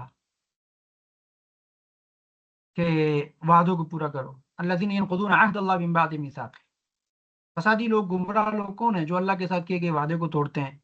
और वयक़तऊना मा अमरल्लाहु बिही, अल्लाह का हुक्म तोड़ते हैं, यानी रिश्ते तोड़ते हैं। तो वादा एक अल्लाह के साथ है, एक इंसानों के साथ है। तो दोनों वादों की एक ही हैसियत है। अल्लाह के साथ वादा तोड़ना भी मना है, और इंसानों के साथ वादा तोड़ना भी मना है। अल्लाह को उम्मीद दिला दी हमने, आलम अरवाह में हम सब ने कहा था, अल्लाह ने जो सवाल किया कि मैं आपका रब नहीं हूँ, तो हमने कहा भला क्यों नहीं, आप ही हमारे रब हैं, अलस्तु बिरब्बिकुम, तो हमने कहा भला क्यों नहीं, हाँ आप ही हमारे रब हैं। हमने अल्लाह को रब माना है, और रब का मतलब ये है कि वो हमारी परवरिश कर रहा है, ज़रूरतों का इदराक कर रहा है, मोहब्बत के साथ ख्याल रख रहा है। तो अब तकादा ये है कि हम उसके बंदे बन जाएं, तो गुलाम बन जाए, और उसकी हर बात को माने, और अपनी प्रैक्टिकल लाइफ को उनके अहकामात के मुताबिक डाल ले। और इंसानों के साथ अहद ये है कि किसी इंसान को आप किसी काम की उम्मीद दिला दे, फिर उसको पूरा करो। और कुरान करीम इससे आगे पहले पारे में आपने ये भी पढ़ा था, औफू बिल अहद इन्नल अहद कान मसऊला, अपने वादों को पूरा करो, क्योंकि वादों के बारे में पूछा जाएगा, सवाल किया जाएगा। और या बनी इसराइल अज़कुरू निअमती अल्लती अनअमतु अलैकुम औफू बिअहदी ऊफी बिअहदिकुम, यानी पैगाम यहाँ वहां भी ये था कि आप मेरे वादे पूरा करो, तो मैं आपके वादे पूरा करूंगा। अल्लाह के वादे क्या है कि हम अल्लाह की इबादत करेंगे, अल्लाह को वाहिद मानेंगे, अल्लाह के इताअत करेंगे, अल्लाह के निज़ाम को गालिब करेंगे, शैतान की बंदगी नहीं करेंगे, नफ्स की गुलामी नहीं करेंगे, तागूत की बंदगी नहीं करेंगे, रस्म रिवाज की बंदगी नहीं करेंगे। यही तो अल्लाह के वादे हैं, अल्लाह के साथ हमने किए हैं, तो उसको पूरा करना है। और इंसानों के साथ जब आप वादे करते हैं तो इसको पूरा करना है। इन्नल अहद कान मसऊला, जो भी वादा आप करते हैं उसके बारे में आपसे पूछ होगी, आपसे सवाल होगा कि फलां जगह फलां बंदे से फलां मौके पर फलां वादा किया था, उसको कोई पूरा नहीं किया। और हमारे माशरे में उसको कोई बुराई नहीं समझता भाई। हम हर रोज लोगों से वादे करते हैं, और उन वादों की पासदारी नहीं करते, फिर अहद शिकनी पे उतर आते हैं।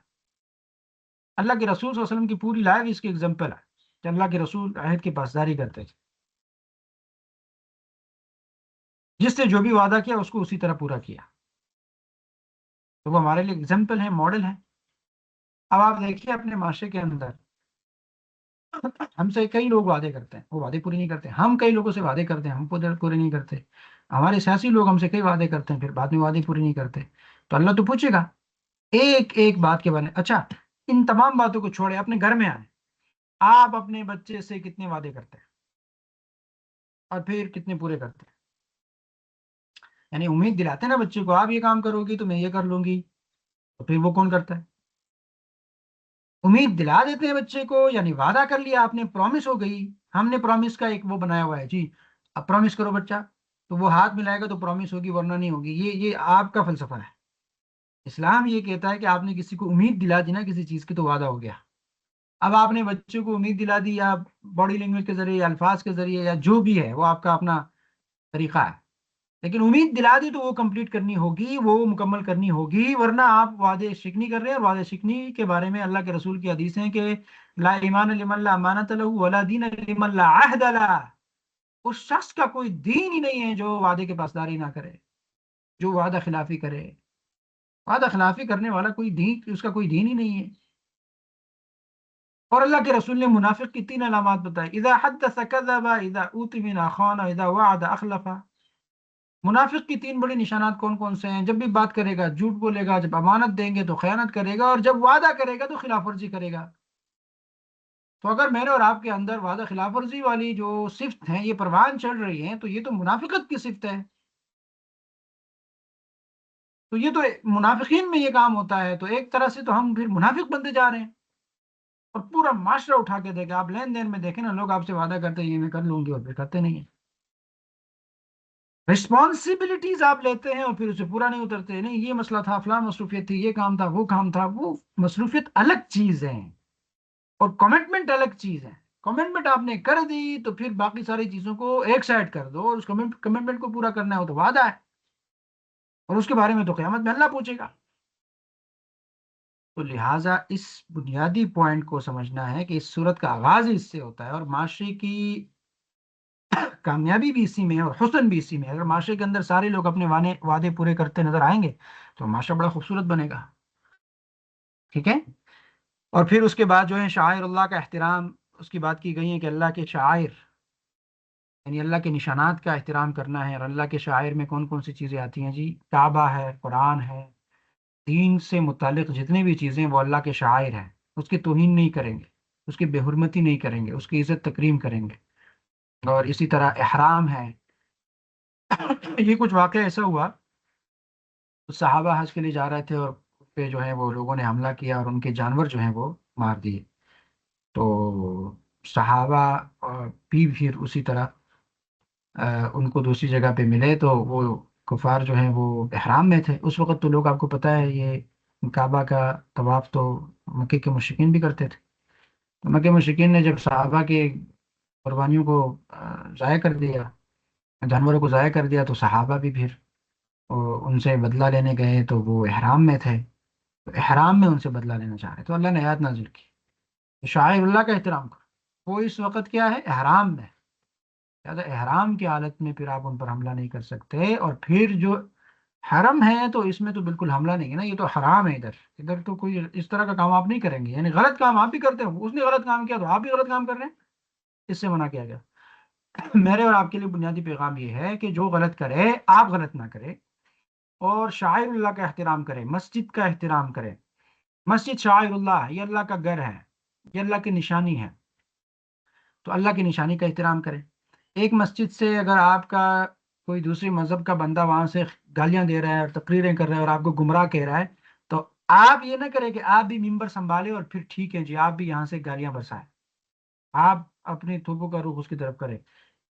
وہ غلطی کر رہا ہے تو آپ کیوں غلطی کر رہے ہیں؟ ہاں، آپ تو شاعر اللہ کا احترام کریں۔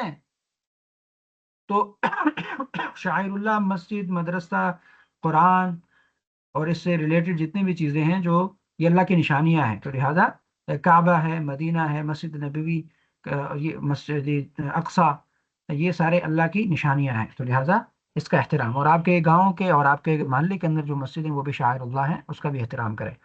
اور پھر یہی کہا کہ نیکی اور تقوی میں ایک دوسرے کی مدد کرو، گناہ اور زیادتی میں تعاون نہ کرو۔ یہ اسی سے ریلیٹڈ ہے کہ ہمیشہ آپ وتعاونوا علی البر ولا تعاونوا علی الاثم والعدوان، اچھائی اور نیکی کے کام میں ایک دوسرے کے معاون بنو، دست و بازو بنو، تعاون کرو، اور برائی والے کاموں میں ایک دوسرے کے دست و بازو نہ بنو، ایک دوسرے سے مدد نہ کرو۔ اور یہ آج کے معاشرے کے لیے بھی بڑا بنیادی پیغام ہے۔ وہ یہ ہے کہ جناب علی، ہم یہ سمجھتے ہیں کہ میرا جو فرقہ ہے نا یہ ٹھیک کام کر رہا ہے، اور دوسرے فرقے کا بندہ اگر بہت اچھا بھی کام کرے، ہمیں اچھا نظر نہیں آ رہا ہوتا تو ہم اس کو سپورٹ نہیں کر رہے ہوتے۔ تو پوائنٹ یہ ہے کہ کسی بھی فرقے کا بندہ ہے، مسلمان ہے، ٹھیک ہے، اور مسلمان اچھا کام کر رہا ہے تو آپ اس کے ساتھ کندھا ملا کے کام کریں، وہ بھی اچھا کام کر رہا ہے، آپ نیکی میں اس کی مدد کریں۔ اور اگر وہ گناہ کر رہا ہے، زیادتی کر رہا ہے، تو پھر تعاون نہ کرے، پھر آپ سائڈ ہو جائیں، یعنی حق کے ساتھ کھڑے ہو جائے اور باطل میں کسی کا ساتھ نہ دے۔ اور پھر اس کے بعد حلال اور حرام چیزوں کی تفصیل ہے۔ کہ پاکیزہ چیزیں کون کون سی ہے اور حرام چیزیں، جو پیچھے بھی ہم تفصیل سے پڑھ چکے ہیں۔ پھر تکمیلی دین کے لیے بات کی گئی کہ الیوم اکملت لکم دینکم واتممت علیکم نعمتی ورضیت لکم الاسلام دینا، یہ اعلان کیا گیا، اور یہ آیت حجۃ الوداع کے موقع پر نازل ہوئی تھی، جس وقت اللہ کے رسول صلی اللہ علیہ وسلم خطبہ ارشاد فرما رہے تھے، اور اللہ کے رسول صلی اللہ علیہ وسلم کے سامنے لاکھوں صحابہ موجود تھے، 1,24,000 یا 24 لاکھ سم تھنگ، اتنے صحابہ وہاں موجود تھے، اور اللہ کے رسول نے فرمایا الیوم اکملت لکم دینکم واتممت، یہ حرمت والی ساری چیزیں بیان کی، اور اس کے بعد بتایا کہ دین آپ کا مکمل ہو گیا، اب اس کے بعد کوئی چیز حرام نہیں ہوگی، کوئی چیز حلال نہیں ہوگی، حرمت اور حلت کی تمام چیزیں اللہ نے مکمل کر دی، دین کا مکمل ضابطہ مکمل ہو گیا، اب دین کامل ہے، اس کا مطلب یہ ہے کہ اب قیامت تک کوئی دین نہیں آئے گا، دوسرا مطلب یہ ہے کہ قیامت تک کوئی نبی نہیں آئے گا، تیسرا مطلب یہ ہے کہ قیامت تک کوئی قرآن کوئی کتاب نہیں آئے گی، یعنی یہ کتاب منشور بھی ہے، دستور بھی ہے، لائعمل بھی ہے قیامت تک کے لوگوں کے لیے، یہ جو نبی ہیں یہ نبی قیامت تک کے لوگوں کے لیے لیڈر ہے، رہنما ہے، مشیر ہے، اور رہبر اور رہنما ہے، اور یہ جو کتاب ہے یہ قیامت تک کے لوگوں کے لیے زندگی کا مسائل کا حل پیش کرتا ہے، یہ ہر زمانے کے مسائل کا استنباط اس کتاب سے ہو سکتا ہے، تو دین مکمل ہو گیا بھائی صاحب، اب دین کے اندر کوئی نئی چیز ایجاد کرنے کی بھی کوئی ضرورت نہیں، اور جو کرے گا تو وہ بدعت ہوگی، اور بدعت گمراہی ہوتی ہے، اور گمراہی انسان کو جہنم میں لے جاتی ہے، تو حجۃ الوداع کے موقع پر یہ نازل ہوئی، تو اب اس آیت کے بعد نہ کسی نئی نبی کی ضرورت ہے، نہ نئی قانون کی ضرورت ہے، اور نہ کسی کتاب کی ضرورت ہے، اب یہ مکمل ضابطہ حیات بن گیا ہے، پوری یہ دین جو ہے مکمل ضابطہ حیات ہے، اور پوری کتاب کے اندر انسانی زندگی کے تمام مسائل موجود ہیں، اب میں اور آپ 2025 اور 26 کے اندر رہ کے یہ بات نہیں کر سکتے کہ 1400 سال پہلے نازل ہونے والی کتاب یا پہلے نازل ہونے والا نظام جو ہے وہ آج کل کے جدید دور میں نہیں چل سکتا، پوائنٹ سمجھ آ رہا ہے؟ کیونکہ اللہ رب العالمین کو 2025 کا ہی پتا تھا، 26 کا ہی پتا تھا، 50 کا ہی پتا ہے، 100 کا ہی پتا ہے، اس کو پتا ہے کہ ٹیکنالوجی کہاں جائے گی، جدید جدت کہاں تک آئے گی، یہ سارے تو اس کو تو نالج ہے نا، اس کے سامنے تو ماضی مستقبل حال کوئی چیز نہیں ہے، کوئی معنی ہی نہیں رکھتی، تو جب اس نے کہا کہ الیوم اکملت لکم دینکم، کہ میں نے دین مکمل کر دیا، تو یہ دین ہر زمانے کے لیے ہے، یہ ہر زمانے میں منطبق ہوگا، اور آج کے جدید دور کے تمام مسائل کا حل اسلام پیش کرتا ہے، قرآن کریم کی ہر آیت پیش کرتی ہے، بلکہ 1400 سال پہلے جو چیزیں قرآن بیان کر رہا تھا آج سائنس اس کی تصدیق کر رہی ہے، ہاں آج سائنس اس کے راز کو افشا کر رہی ہے کہ ہاں یہ بات ایسی ہے، تو دین ہمارے لیے مکمل ہو گئے، اب ہمیں کسی سیکولرزم، لبرلزم، نیشنلزم، کیپٹلزم، کسی بھی ازم کی کوئی ضرورت نہیں ہے، یہ جو سارے ازم ہے نا یہ انسانوں نے بنائے ہیں، انسان پر حکمرانی کرنے کے لیے نظام بنائے ہیں، تو لہٰذا اللہ نے کہا کہ دین میں نے مکمل کر دیا، نظام زندگی میں نے دے دیا ہے، اب یہ جو نظام زندگی ہے نا تو یہ ہر زمانے میں چلے گا، اب آپ کو اپنی طرف سے کوئی ازم نہیں بنانا چاہیے، اور وہ ازم آپ بنائیں گے تو فیل ہوں گے، آپ دیکھتے ہیں سامراجی نظام سارے فیل ہو گئے، سرمایہ نظام فیل ہو گیا، اور اسی طرح لبرلزم، کیپٹلزم، نیشنلزم، سارے نظام مغرب میں فیل ہو رہے ہیں اصل جو نظام ہے وہ دین اسلام کا نظام ہے، اور وہی نظام چلے گا، اور وہ کامل دین ہے، وہ مکمل انسان کی رہنمائی کرتا ہے، آپ دیکھتے ہیں نا کہ باقی نظاموں کے اندر، نظام تو ہر دنیا کے اندر موجود ہے، لیکن چوریاں، ڈکیتیاں، ظلم، قتل، غارت، فحاشی، یعنی وہ چیزیں ختم نہیں ہو رہی، نظام تو ہے لیکن چیزیں پھر بھی ہیں، ختم تو نہیں ہو رہی، اسلام کا جو نظام ہے نا، اسلام یہ مکمل ہے، اس نظام کو غالب کر کے دیکھو، برائیوں کا خلا کما ہو جائے گا، کوئی چیز باقی نہیں رہ جائے گی، اور پھر اس کے بعد جو ہے وہ بنی اسرائیل کی بزدلی کا ذکر ہے کہ انہوں نے جہاد سے انکار کیا تھا، ہوا یوں کہ موسیٰ علیہ السلام نے کہا بنی اسرائیل کو کہ ایسا کریں، یہ جو بیت المقدس ہے نا یہ قبضے میں ہے، اس کو کیا کریں، یہ ہمالیقہ قوم ہے ان سے لڑو اور بیت المقدس کو آزاد کرو آپ سب جاؤ بیت المقدس میں داخل ہو جاؤ، فلسطین میں داخل ہو جاؤ اور ان سے لڑو، تو یہ آئے شائے بہانے شانے کرتے رہے، اور پھر انہوں نے کہا کہ نہیں آپ اور آپ کا رب جا کر لڑے، ہم تو یہاں بیٹھے ہیں ہم نہیں لڑ سکتے، یہ ڈرتے تھے کہ ہماری تعداد کم ہے اور ادھر تعداد زیادہ ہے، ہمارے پاس وسائل نہیں ہے، خوف میں مبتلا تھے، تو پھر جب انہوں نے بزدلی دکھائی، جہاد سے انکار کیا، تو پھر اللہ رب العالمین نے 40 سال تک ان کو مظلوم رکھا، یعنی میدان تی کے اندر یہ 40 سال تک بھٹکتے رہے، اور پھر ان میں بعد میں ایک نسل پیدا ہوئی، اور اس نسل نے جا کے پھر جہاد کیا اپنے اس وقت کے نبی کے ساتھ، موسیٰ علیہ السلام اس وقت فوت ہوئے تھے، تو انہوں نے جب جہاد کیا تو اللہ نے پھر ان کو فتح بھی دے دی، تو یاد رکھیے اللہ کی مدد کے وعدے پر یقین نہ کرنا انسان کو ذلیل ہی کرتا ہے، وہ ضلالت کا بڑا سبب بھی بنتا ہے، تو اللہ نے کہا تھا کہ آپ جائیں میں آپ کو فتح دے دوں گا، لیکن انہوں نے بزدلی دکھائی اور جہاد سے انکار کر دیا، کہا کہ آپ جاؤ اور آپ کا رب جائے، ہم نہیں جا سکتے، تو یہی پوائنٹ تو آج کل ہمارے معاشرے میں بھی ہے نا، ہم کیا کرتے ہیں، ہمیں جب کہا جاتا ہے کہ جنابی علی اسلام یہ بات کرتا ہے، قرآن کریم یہ بات کرتا ہے کہ فی الوقت آپ نے طاغوت، ظلم اور جبر کے سامنے سرنڈر نہیں کرنا، اور آپ نے بغاوت بھی کرنی ہے، سرکشی بھی کرنی ہے اس ظلم کے خلاف۔ تو ہم کہتے ہیں نہیں، میرے بچے ہیں، میری بیوی ہے، میرا تو کاروبار ہے، بزنس ہے، آپ جاؤ آپ جاؤ، آپ کا دین جانے اور آپ جانے۔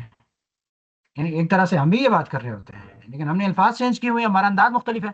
ہاں، اس وقت تلوار سے جہاد لڑی جاتی تھی، آج آپ کو کہا جا رہا ہے کہ نہیں، آپ آواز بلند کرو، احتجاج کرو، بات کرو، تبلیغ کرو، تشہیر کرو، ٹائم دو، اقامت دین کی جدوجہد کرو۔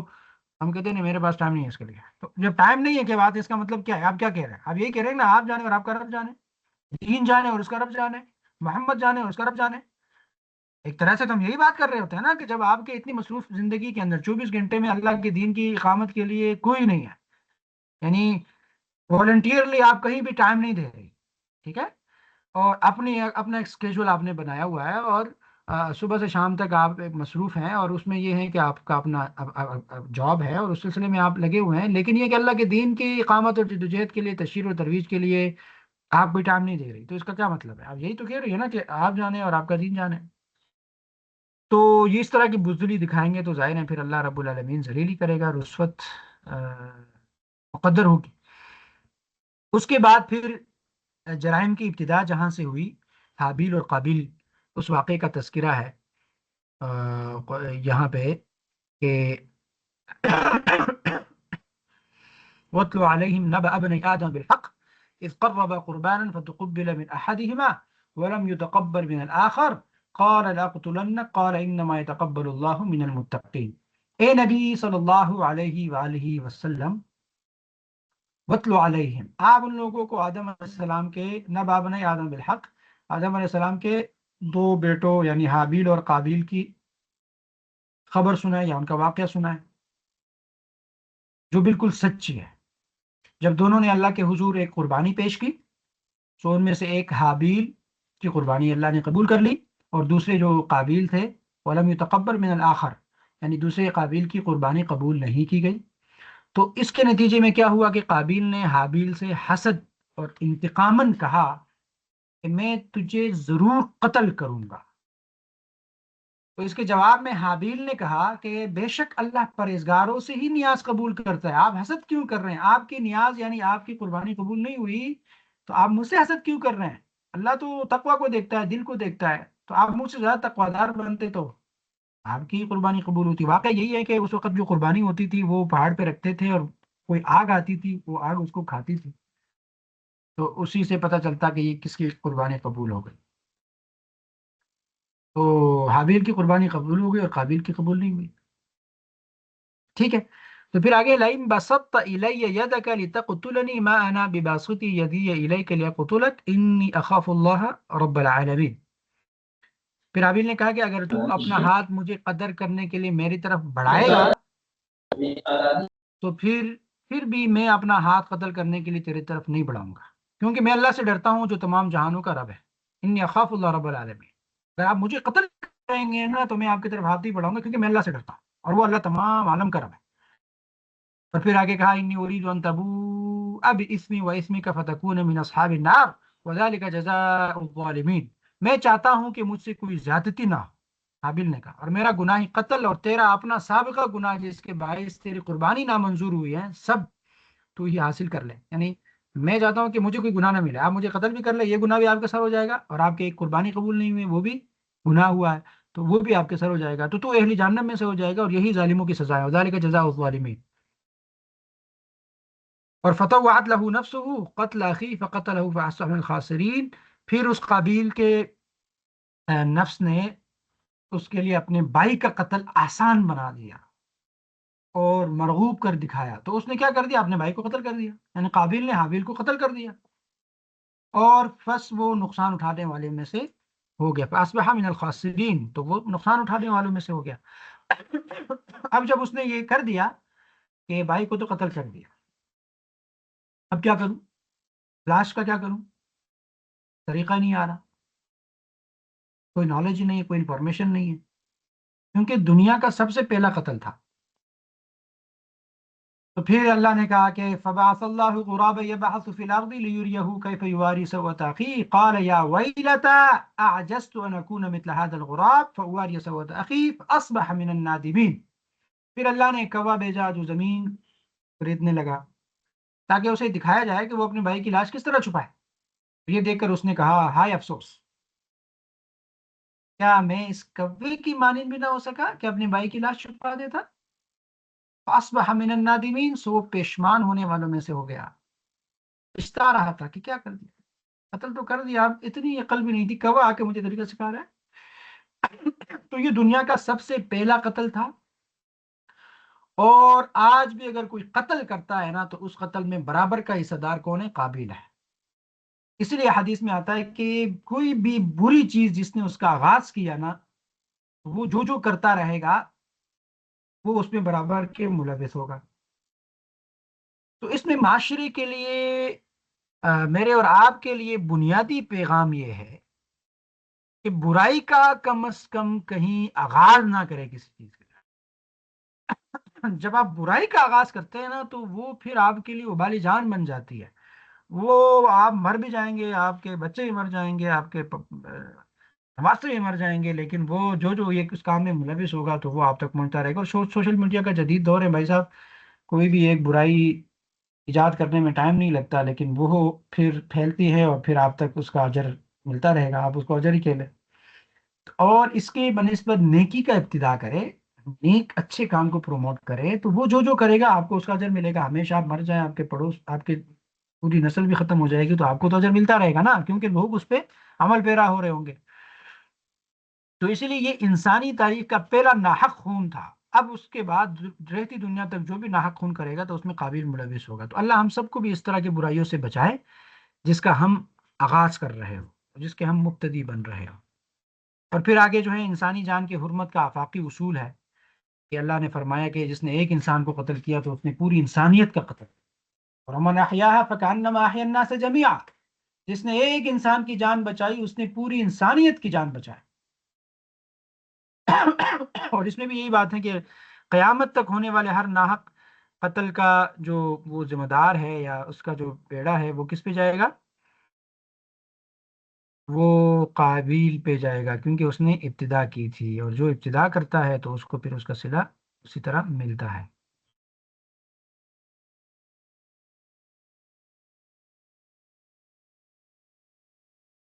اور اس کے بعد جو ہے وہ فساد فی الارض کی سزا ہے. یہ جو آیت ہے یہ آپ نے ٹی وی پہ بڑی سنی ہوگی، یہ سورۃ المائدہ کی آیت، الذین یحاربون اللہ ورسولہ. یہ پچھلے دنوں ٹی وی پہ زیادہ آ رہی ہے کہ جو لوگ اللہ اور اس کے رسول سے لڑتے ہیں تو ان کو کیا کرو، فیقتلوا ویصلبوا تقطع ایدیہم وارجلہم، ان کو قتل کرو، ان کو جلا وطن کرو، یا ان کے ہاتھ دائیں بائیں یعنی الٹ کاٹ دو، یا پاؤں کاٹ دو، ایک ہاتھ کاٹ دو ایک پاؤں کاٹ دو، الٹ الٹ. تو یہ آیت آپ کو سنائی تو دی ہوگی.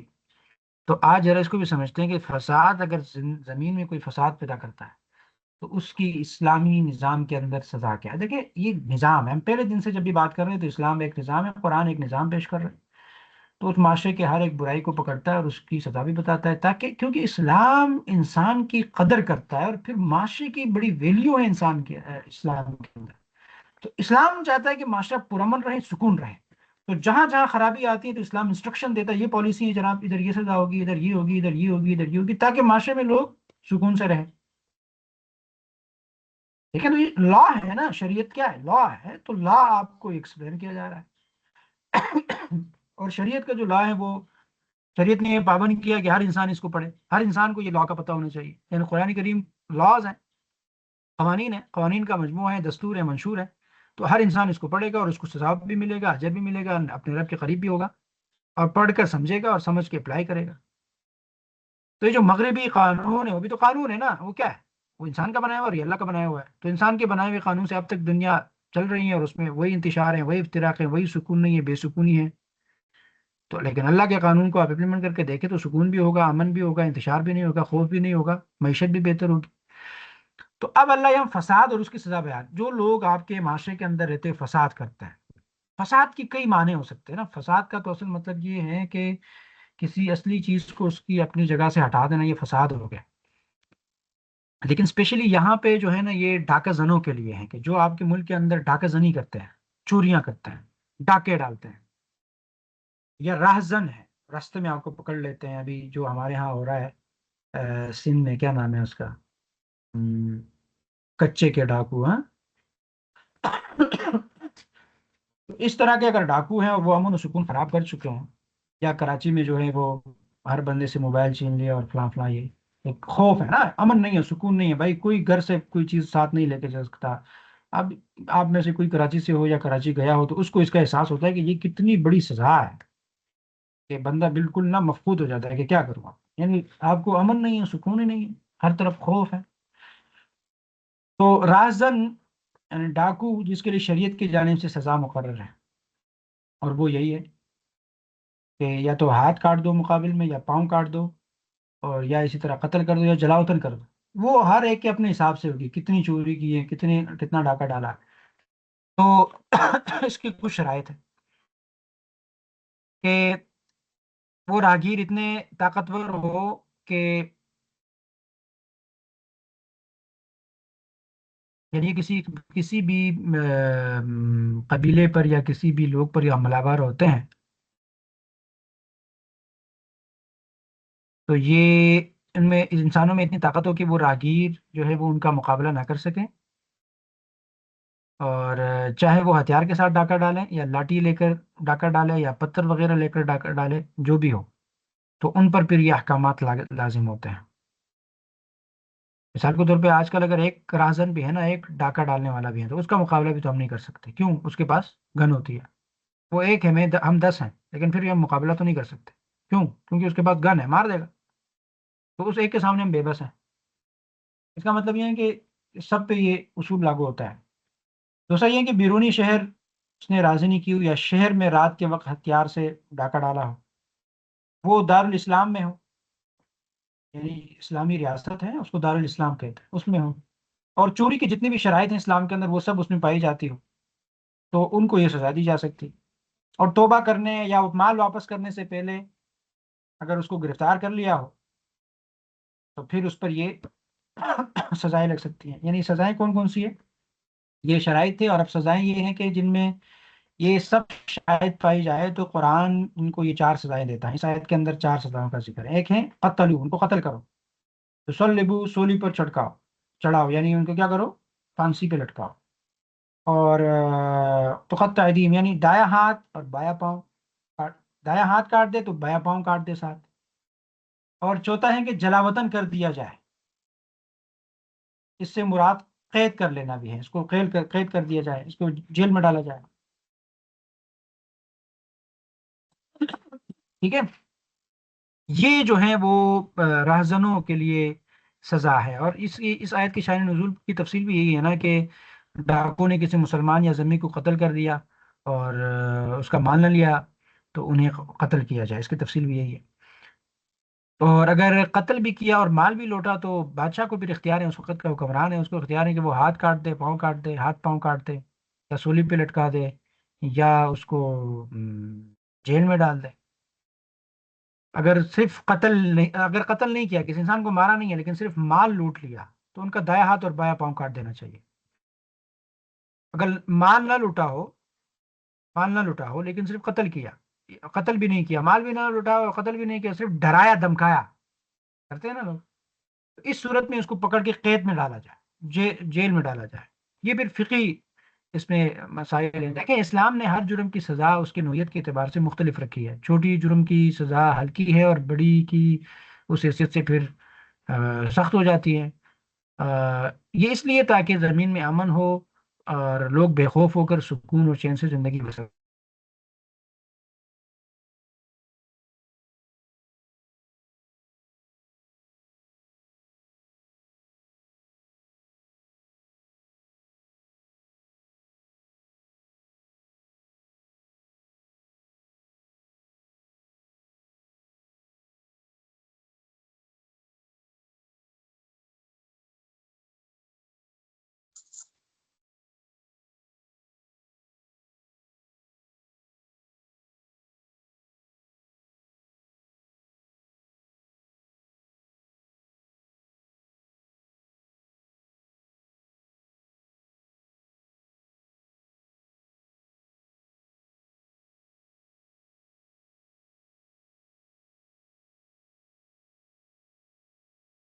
آواز نہیں آ رہی.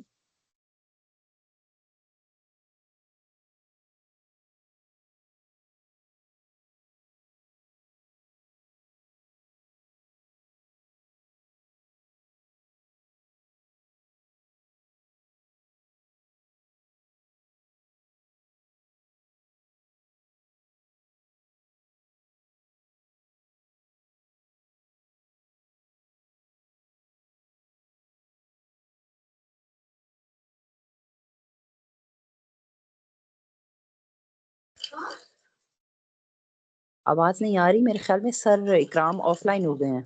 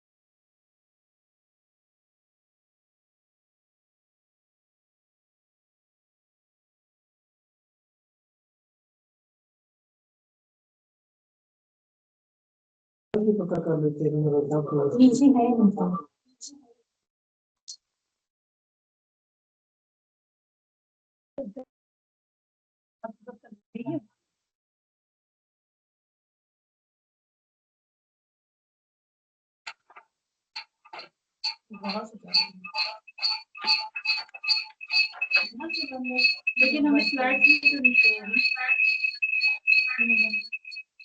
یہاں سے یہ ذرا بات کریں سامنے.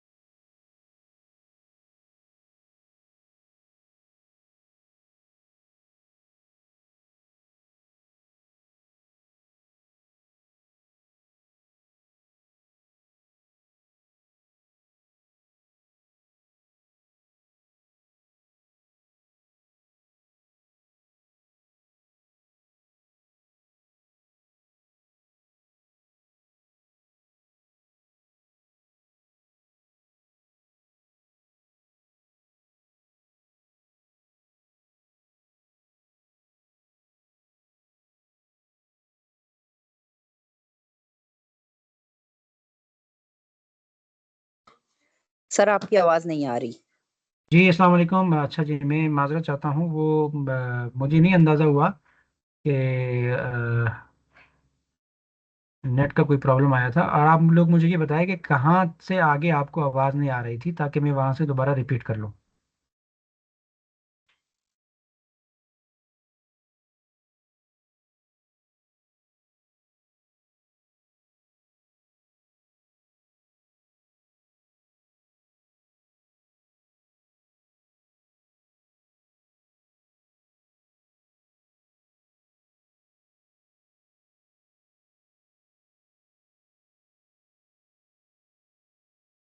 مجھے آپ لوگوں کی آواز نہیں آ رہی، تو آپ لوگ بتائیں گے کہ کہاں تک میں نے پڑھا اور آپ کو آواز نہیں آئی. فساد فی الارض تک سر، فساد فی الارض والا آپ نے بیان کر دیا تھا جی، اور سلائیڈ بھی نہیں آ رہی سر ہماری تو. اچھا، یعنی میں فساد فی الارض میں تھا، اس کے بعد میں نے کر چکے تھے تقریباً جی، اس کے بعد نہیں پھر ہمیں آواز آئی جی. اچھا جی کہ یہ سزا ہے، اس کی سزا بتا دی تھی بس.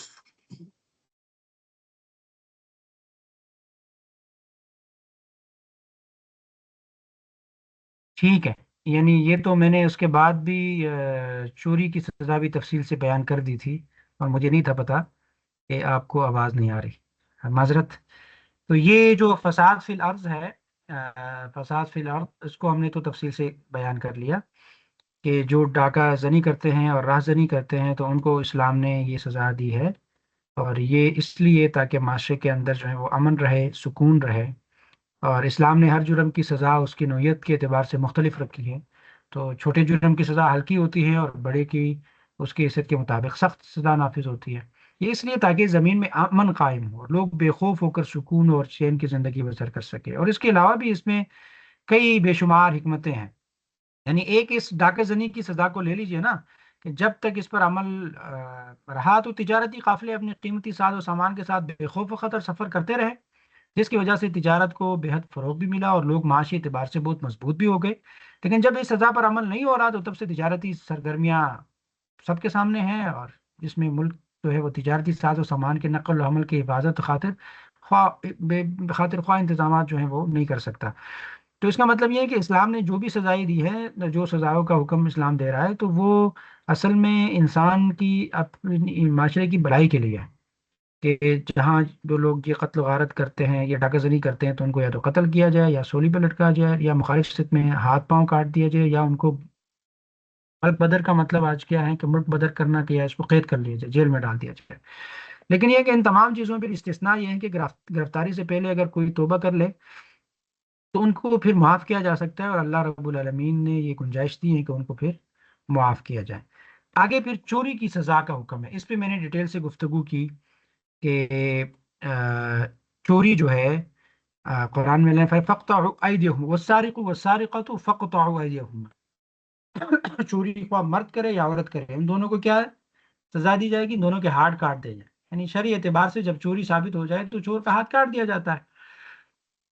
اور اس حوالے سے، چوری کے حوالے سے اللہ کے رسول صلی اللہ علیہ وسلم کی سخت وعیدیں بھی ہیں کہ چوری جو ہے وہ گناہ کبیرہ ہے اور اس سے بچنا چاہیے. اور اللہ کے رسول نے فرمایا کہ چور جب چوری کرتا ہے تو اس وقت وہ مومن نہیں رہتا، تبھی تو وہ چوری کرتا ہے، ورنہ مومن تو چور نہیں ہو سکتا. تو یہ جو سرقہ کا لفظ ہے نا، والسارق والسارقہ، تو سرقہ یعنی چوری. چوری کا لغوی معنی ہے خفیہ طریقے سے کسی اور کی چیز کو اٹھا لینا. اور شرعی تعریف یہ ہے کہ عاقل بالغ شخص کا کسی ایسی محفوظ جگہ سے جس کی حفاظت کا بھرپور انتظام کیا گیا ہو، وہاں سے کوئی چیز آپ اٹھا لیں. ٹھیک ہے، یعنی کسی شک و شبہ بلا تعویل کسی چیز کو آپ اٹھا لیں، اور وہ قیمتی چیز ہو، یعنی 10 درہم کی مانیت کی چیز تو آپ نے اٹھا لی بغیر اجازت کے، اس کو چپ کے اٹھا لیا، تو یہ چوری ہے. تو اس پر پھر جو ہے وہ سزائیں ہیں. اور چوری کی بھی اس بات کے لیے 2 طریقے ہیں نا، کہ ایسے پتہ چلے گا کہ اس نے چوری کی ہے. تو چوری کے ثبوت کے 2 طریقے ہمارے پاس موجود ہیں. ایک یہ ہے کہ چور خود اقرار کرے گا، ہاں مجھ سے یہ غلطی ہو گئی ہے، میں نے یہ چوری کر لی ہے. دوسرا یہ ہے کہ 2 مرد گواہی دے. اگر ایک مرد اور 2 عورتوں نے گواہی دی تب بھی ہاتھ نہیں کاٹا جائے گا. اب دیکھیں، ایک طرف حکم بڑا سخت ہے، دوسری طرف یہ ہے کہ شرائط بھی بڑے سخت ہیں. کہ بغیر گواہوں کے یعنی ہر بندے کا ہاتھ نہیں کاٹا جائے گا. بات سمجھ آ رہی ہے؟ اور پھر دوسرا یہ ہے کہ قاضی گواہوں سے چند باتوں کا سوال کرے، اور کس طرح چوری کی، کہاں کی، کتنے کی اور کس چیز کی چوری کی. تو جب گواہ ان امور کا جواب دے اور ہاتھ کاٹنے کے تمام شرائط پائے جاتے ہو تو پھر ہاتھ کاٹنے کا حکم ہے. تو آپ ذرا ایک منٹ کے لیے غور کیجیے. ہمیں ویسا لگتا ہے کہ ہاتھ کاٹنا بہت بڑی سزا ہے، ایسا لگتا ہے نا. لیکن آپ جس معاشرے میں رہتے ہیں اس معاشرے کے اندر چوری تو ختم نہیں ہو رہی. آپ کا جو سسٹم ہے، جو نظام ہے، وہ چور کو پکڑتا بھی ہے، اس کو جیل میں ڈالتا بھی ہے، دوسرے دن وہ باہر ہوتا ہے، پھر دوبارہ وہ چوری کرتا ہے. یہ جو آپ کے بڑے بڑے چور ہیں جو آپ کے ملک پہ مسلط ہیں، تو یہ چوری تو ختم نہیں ہو رہی. نیچے چھوٹے چور بھی اسی طرح عروج پر ہیں. اور جو سوسائٹیز ہم نے بنائی تھی کہ سوسائٹیز کے اندر جو ہے لوگ سکون کے سے رہیں گے، لوگوں نے اپنے گاؤں سے زمینیں بیچ بیچ کے سوسائٹیز میں آ کے رہنے لگے. تو ان سوسائٹیز میں آپ جائیں تو وہاں بھی ہر تیسری اسٹریٹ بند کر دی گئی. کیوں؟ خوف ہے چوری کا. نظام نہیں ہے نا، تبھی آپ ادھر سے یہ بھی بند کرو، ادھر سے وہ بند کرو. نقصان تو لوگوں کو ہو رہا ہے کہ ادھر سے جانا تو سب ادھر سے جا کے آئیں گے. تو بھائی صاحب نظام ہوگا تو آپ کو یہ چیزیں نہیں کرنی پڑیں گی، کیونکہ آپ کا سسٹم فیل ہے. تو اسلام جو نظام بتا رہا ہے یہ نظام آپ کو بالکل پرسکون کر دے گا. اسلام نے کہا کہ چور کا ہاتھ کاٹ دو، تو آپ ایک دو کے ہاتھ کاٹ کے دیکھیں نا، پھر میں دیکھتا ہوں کون ہے جو چوری کرتا ہے. آپ کا نظام ہی شفاف نہیں ہے، اس میں رشوت ہے، اس میں جو ہے وہ تعاون ہے، اس میں سفارش ہیں. اور بس غریب نے 1 روپیہ بھی اگر چوری کی تو اس کو سالوں قید میں ڈالو، اور جو باقی آپ کے جو بڑے بڑے وڈیر ہیں اور جو چور ہیں، چوروں کی نگرانی کرتے ہیں اور پورا ایک گینگ بنایا ہوا ہے اور وہ چل رہا ہے. اب اس جدید دور میں بھی آپ سوچ سکتے ہیں. آپ اپنے پاکستان کو ذرا دیکھیں نا کہ آپ کے جو کچے کے ڈاکو ہے، ایک طرف تو ہمارا نالا ہے کہ ہماری فوج جو ہے وہ دنیا کی سپر پاور ہے، ہاں، دنیا کی بہترین فوجوں میں سے ہے. دوسری طرف پاکستان ایٹمی ملک ہے. پھر تیسری طرف پنجاب کی پولیس جو ہے وہ اتنی بہتر ہے، اور فلاں فلاں فلاں فلاں. لیکن ان سب کو دیکھتے ہوئے پھر آپ دیکھیں آپ کے ملک کے اندر کچے کے ڈاکو نے آپ کی پوری ریاست کو اس طرح جھنجھوڑ کے رکھا ہے. کسی کی ہمت ہے اس کے سامنے کھڑے ہونے کی؟ نظام نہیں ہے، نظام فیل ہے آپ کا. قرآن جو نظام بتاتا ہے نا، اس نظام کے سامنے کوئی چور جو ہے وہ چور نہیں رہ سکتا. تو یہ جو قانون ہے یہ اصل میں مال اور املاک کے تحفظ کی ضمانت ہے. اللہ رب العالمین ایسے، کیونکہ اللہ نے انسان کو بنایا ہے، انسان اور کائنات کو بنایا ہے، انسان کی اجتماعیت کیسے بہتر ہوگی اس کو اللہ بہتر جانتا ہے. اس لیے اللہ اپنے بندے پر ہم سے زیادہ جو ہے وہ رحم کرتا ہے. اور ہم کبھی کبھی سوچتے ہیں یار ہاتھ کاٹنا بڑا ظلم نہیں ہے، ہیں؟ یعنی ہم اللہ سے بھی زیادہ رحمان ہو گئے کہ ہم اللہ کے قانون کہتے ہیں بڑا ظلم ہو جائے گا یہ. تو اگر آپ کو یہ ظلم لگتا ہے تو ٹھیک ہے، پھر آپ اس طرح اس معاشرے میں رہے نا جو ابھی آپ کے ساتھ ہو رہا ہے. جس بے سکونی میں آپ زندگی، آپ میں سے کون ہے جو لاکھوں اربوں روپے اپنے گھر میں رکھ سکتا ہے؟ بتائیں مجھے. اپنے پیسے جا کے پرائے بینک میں رکھے پھر اس پہ قطار میں لگنا پڑتا ہے. یعنی کون سی ایسی سہولت دی ہے بینک نے؟ وہ تو جا کے مجھے اپنے پیسوں کے لیے ذلیل ہونا پڑتا ہے، قطار میں لگنا پڑتا ہے، اور جمع کرتے ہوئے بھی جا کے ادھر قطار میں لگنا پڑتا ہے، اور نکالتے ہوئے بھی قطار میں لگنا پڑتا ہے. یہ سسٹم ہے. کیونکہ میں گھر میں رکھ نہیں سکتا بھائی، مجھے ڈر ہے کسی کو پتا چلے گا کہ اس کے گھر میں اتنا پیسہ ہے تو صبح کچھ بھی نہیں ہوگا. تو اگر آپ کو یہ جو سزا ہے یہ آپ کو ظلم لگتا ہے تو پھر بھگتو. یہ جو مغربی نظام ہے اس کو بھگتے بس ٹھیک ہے. لیکن اسلام اللہ کا دین ہے، اور اللہ نے انسان بنایا ہے، اور انسان پر اللہ سب سے زیادہ رحم کرنے والا ہے. اللہ جانتا ہے کہ کیا ظلم ہے اور کیا ظلم نہیں ہے. تو جب اللہ کہہ رہا ہے کہ ہاتھ کاٹ دو، اس کا مطلب یہ ہے کہ معاشرے سے اس برائی کو بالکل ختم کرنا چاہ رہا ہے. ایک دو کے ہاتھ کاٹ کے دیکھو، پھر کوئی چور نہیں ملے گا آپ کو. اور چور اگر سزا کے نفاذ کے بعد توبہ کر لے تو پھر اللہ غفور رحیم ہے، اللہ جو ہے وہ اس کو معاف کر دے گا. اسی طرح پھر قصاص کی بات ہے، جان کے بدلے جان. قصاص کی بات ہم نے پہلے بھی کی ہے، لیکن یہاں دوسرے انداز میں ہے کہ انفسی والانفس، اور آیات میں نظر سے نکل گئے. ہاں، جان کے بدلے جان، بالعین والعین، اور ناک کے بدلے ناک، کان کے بدلے کان، اور دان کے بدلے دان. جس نے جیسا ظلم کیا اس کا اس طرح قصاص لیا جائے گا. کسی نے آپ کو مارا، آپ کو کسی نے مارا تو اس کو مارا جائے گا. کسی نے آپ کے آنکھ ماری تو آپ آنکھ ماریں گے، کان پکڑا تو کان پکڑیں گے، ناک میں مارا تو ناک، کان کے بدلے کان، یعنی ہر چیز کے بدلے ہر چیز ہے. یہ قصاص ہے. پھر اس میں اللہ رب العالمین فرما رہے ہیں کہ اگر معاف کرے تو یہ بہتر ہے، مظلوم جو ہے وہ معاف کر دے تو اس کے لیے گناہوں کے کفارے کا سبب بنے گا معافی بھی.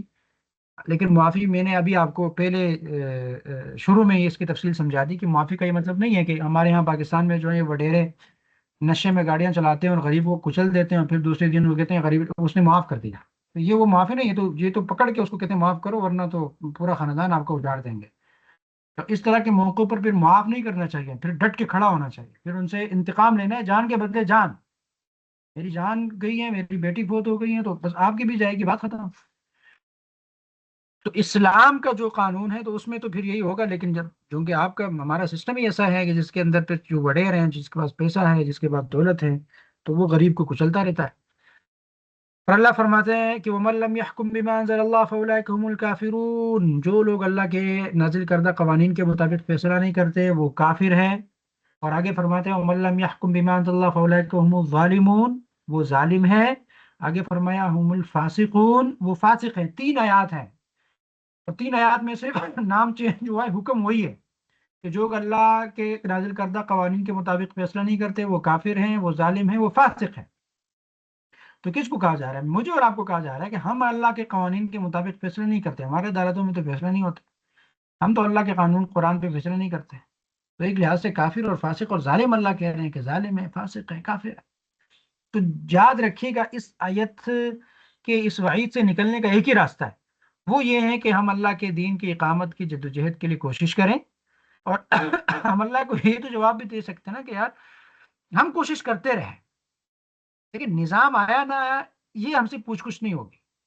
لیکن یہ تو پوچھ ہوگی نا آپ نے کیا کیا تھا. آپ تو مغربی نظام میں خوش تھے، آپ تو مغربی نظام کو سپورٹ بھی کر رہے تھے، اسی سے فیصلے کرواتے تھے.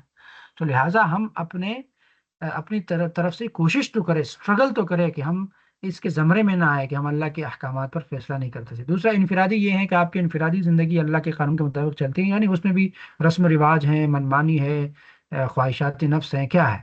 یعنی آپ کے گھر کے ایک خاتون اپنے گھر کی حکمران ہے، ٹھیک ہے، ایک مرد قوام ہے. تو ایک مرد سے یہ سوال ہوگا نا کہ آپ کے گھر کے اندر اللہ کے قوانین کتنے چل رہے تھے؟ نہیں چل رہے، تو اللہ کہنے فاسقون ظالمون کافرون. آپ کا گھر اسلام سے خالی ہے تو ریاست کب ہوگی؟ ایک عورت ہے جس بچوں کی نگہبان ہے، جس کے پاس اختیار ہے، ٹھیک ہے. ہر بندہ اپنی حیثیت سے اختیار رکھتا ہے نا، تو عورت کے پاس اپنا اختیار ہے، بچوں پر اور گھر پر اس کا اختیار ہے. تو اس سے وہی پوچھا جائے گا کہ آپ اپنے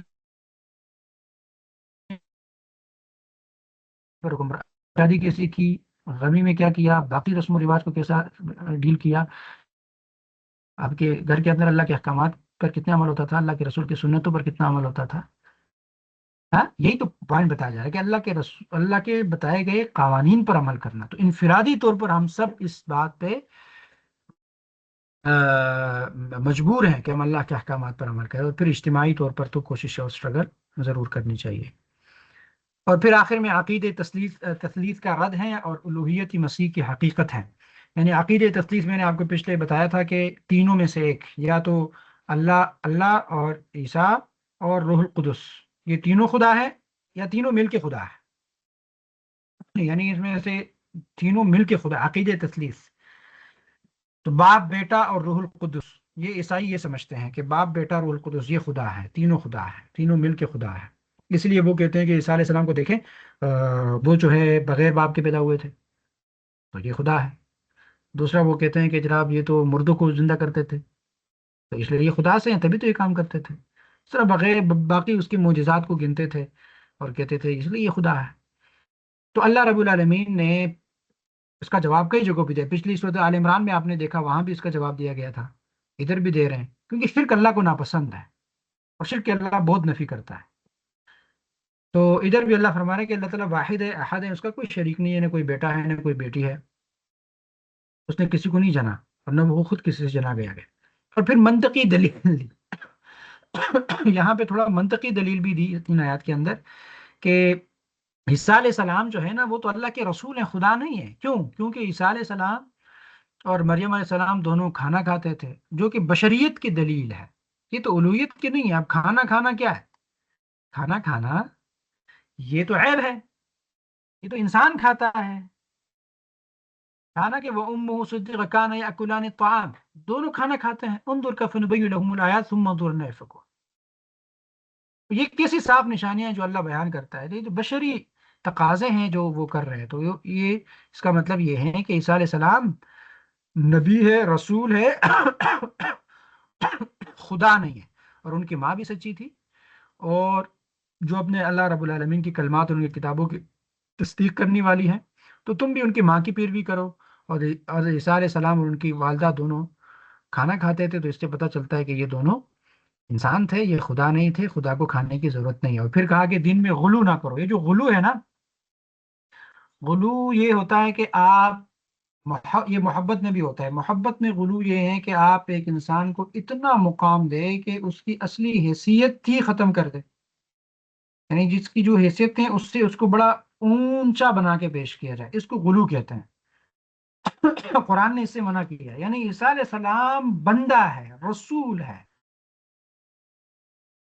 محبت میں اتنے گرفتار ہو گئے، اتنے گرفتار ہو گئے کہ عیسیٰ کے مقام کو خدا پر لے کے گئے، اس کو خدا بنا دیا، تو یہ غلو ہے۔ اب اس کو ایک مثال سے سمجھے کہ آپ اپنے بیوی کو ماں کہنا شروع کر دیں، یہ دو متضاد چیزیں ہیں کہ نہیں؟ بیوی کا اپنا مقام ہے، ماں کا اپنا مقام ہے، آپ نے بیوی سے ماں بنا دیا تو کیا ہوگا؟ کاٹ ٹوٹ جائے گا، اس سے پروف نہیں کر سکتے، کر دی تو کفر میں چلے جائیں گے، تو سارا معاملہ خراب ہو گیا۔ یہی چیز ہے، عیسیٰ علیہ السلام کا اپنا مقام ہے، بندہ ہے، رسول ہے، اس کے پاس اللہ نے دیے ہوئے معجزات ہیں، موجود ہیں، لیکن وہ خدا نہیں ہے۔ خدا کی جگہ لے کے جائیں گے تو ساری چیز کہانی خراب ہوگی، اب آپ کافر بھی ہو گئے، مشرک بھی ہو گئے، سب ہو گئے۔ تو یہ میری اور آپ کے لیے بھی اس میں پیغام یہ ہے کہ ہم بھی نہ غلو کرتے ہیں، ہم چونکہ پاکستان فرقہ واریت والا ملک ہے تو ہم بھی اپنے کسی فرقے کے ساتھ خود کو جب جوڑ لیتے ہیں تو پھر اس میں غلو کس سے کام لیتے ہیں، اپنے پیر اور اپنے ولی اور اپنے استاد اور ان چیزوں کو اتنا غلو کرتے ہیں کہ ان کے اس اصل مقام سے نا ان کو نبی بنا دیتے ہیں۔ یا سیاسی لحاظ سے بھی دیکھیں نا، ہم اپنے لیڈر سے محبت میں اندھے ہو جاتے ہیں، اور اتنے اندھے ہو جاتے ہیں کہ ہم اس کو پھر نا نبی کے درجے پہ لے چلتے ہیں کہ یار میرے لیڈر نے جو بات کہی ہے نا یہ ٹھیک ہے، یہ غلط نہیں ہو سکتا، حالانکہ وہ غلط بات کہی ہوگی، اس غلطی کو ہم ڈیفینڈ کر رہے ہوں گے، کیوں؟ غلو کر رہے ہیں، محبت میں غلو کر رہے ہیں۔ اور یہ پاکستانی معاشرے کے اندر تو آپ اس کو دیکھتے ہیں نا، پاکستانی سیاست میں تو یہ چیز بڑی عام ہو گئی ہے کہ ہم برملا اظہار کرتے ہیں، غلطی پر ڈٹتے ہیں، اور اس کے لیے پھر جو ہے وہ تعویلیں پیش کرتے ہیں، دلیلیں دیتے ہیں، لوگوں کو مطمئن کرنے کی کوشش کرتے ہیں، اور ہمیں پتہ ہوتا ہے کہ یہ بات کیا ہے، یہ غلط ہے، لیکن ہمیں کوئی فرق نہیں پڑتا اس کا۔ تو یہ غلو سے دین نے منع کیا ہے کہ آپ غلو نہیں کریں گے۔ اور پھر آخر میں اس خلاصے کا، یعنی اس پورے پارے کا خلاصہ یہ ہے کہ سب سے پہلے یہاں پہ حدود یعنی عہد کی پاسداری، اسپیشلی اگر ہم صورت معاہدہ کو دیکھیں تو یہاں پر عہد کی پاسداری کا حکم دیا گیا کہ ایمان والوں سے اللہ یہ تقاضا کرتا ہے کہ اللہ سے جو وعدے کیے ہیں اس کو بھی کمپلیٹ کریں، انسانوں سے جو وعدے ہیں اس کو بھی مکمل کریں، وعدے کی پاسداری کریں، وعدہ شکنی نہ کرو۔ جو لوگ وعدہ شکنی کرتے ہیں ان کا کوئی دین نہیں ہوتا، اور اس کے بارے میں سخت وعیدیں بھی ہیں، اور وعدے کے بارے میں پوچھ گچھ بھی ہوگی۔ اور پھر کہا کہ یہود و نصارہ سے سبق لینا، یہ بھی ہٹ درم تھے، یہ بھی تحریف کرتے تھے، بیجا سوالات بھی کرتے تھے، اللہ کی انعامات کو دیکھتے تھے اور پھر ناشکری کرتے تھے، احسان فراموشی کرتے تھے، نمک حرامی کرتے تھے۔ تو لہٰذا آپ تو یہ کام نہ کریں۔ امت محمدیہ کو بھی یہ پیغام ہے کہ آپ کو اللہ نے بڑا افضل اشرف نبی دیا اور محفوظ کتاب دیا، تو آپ ناقدردانی نہ کریں، ناقدردانی نہ کریں، اور یا ناقدری نہ کریں، اس کتاب کو اپنی زندگی کا حصہ بنائیں، اس نبی کے تعلیمات کو اپنی زندگی کا حصہ بنائیں۔ اگر میں اور آپ بھی ایسا ہی کریں گے جس طرح بنی اسرائیل کرتے تھے تو پھر تو کوئی فرق نہیں ہوا نا، پھر تو وہی ہم بھی یہود و نصارہ کی طرح ہوں گے۔ تو اسی لیے اللہ رب العالمین بار بار ان کے واقعات بیان کر کے بتاتا ہے کہ وہ ایسے کرتے تھے، تبھی تو ہم نے ان کو معزول کر دیا، تبھی تو نئی امت پیدا کی، تبھی تو نیا نبی بھیجا۔ اسی طرح پھر قانون کا احترام ہے کہ قصاص اور حدود یہ اللہ کے قوانین ہیں، اور یہ سب اصل میں معاشرے کے امن اور بقا کے ضامن ہیں۔ یہ قوانین نافذ ہوں گے تو معاشرہ امن میں ہوگا، سکون میں ہوگا۔ اور پھر تکمیلی دین کی بات کی گئی کہ الیوم اکملت لکم دینکم واتممت علیکم نعمتی، دین کو مکمل کر دیا ہے، اس پہ شکر بھی ادا کریں اور حرام سے بچیں۔ تو دین تو مکمل ہے، لیکن مجھے اور آپ کو دین کی سمجھ نہیں ہے، دین ہے کیا چیز مجھے نہیں پتا۔ تو اس لیے اس کے لیے آپ سب تو خوش قسمت ہیں کہ اللہ رب العالمین نے آپ سب کو توفیق دی کہ آپ سب جو ہیں اس کورس کے اندر اور دورہ قرآن کے اندر بھی موجود ہے۔ یہاں پہ انشاءاللہ بہت ساری چیزیں سیکھیں گے، اور چونکہ دورہ قرآن بہت ہی اختصار کے ساتھ ہوتا ہے، اس میں ہوتا ہے کہ ہم کم وقت میں زیادہ چیزیں بتانے کی کوشش کرتے ہیں، تو لہٰذا اس لحاظ سے بعد میں بھی سیکھنے اور سکھانے کا یہ عمل آپ سب نے جاری رکھنا ہے۔ اور اپنے آپ کو قرآن سے اور دین سے رکھنا ہے. اسی سے ہم دین کو سیکھیں گے، اللہ کے قریب ہوں گے، اور جب دین کو سیکھیں گے تو دین ہماری پریکٹیکل لائف کا حصہ بنے گا انشاءاللہ. اللہ رب العالمین ہم سب کو عمل کرنے کی توفیق عطا فرمائے.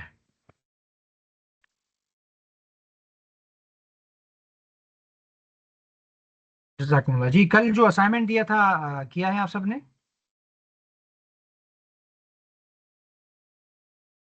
مائک آن کر کے بولے جی. کل اوامر و نواہی کا جو دیا تھا کلاس، جو فزیکل کلاس والے ہیں ان سے پوچھو.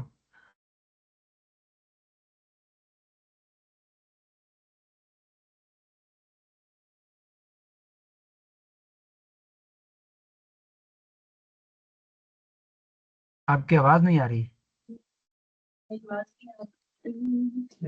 آپ کلاس کے اکثر لوگوں نے کیا ہے. جی جی ماشاء اللہ، ٹھیک ہے، جزاکم اللہ. اچھا آج ہم چھٹے پارے کے اوامر و نواہی کو دیکھتے ہیں.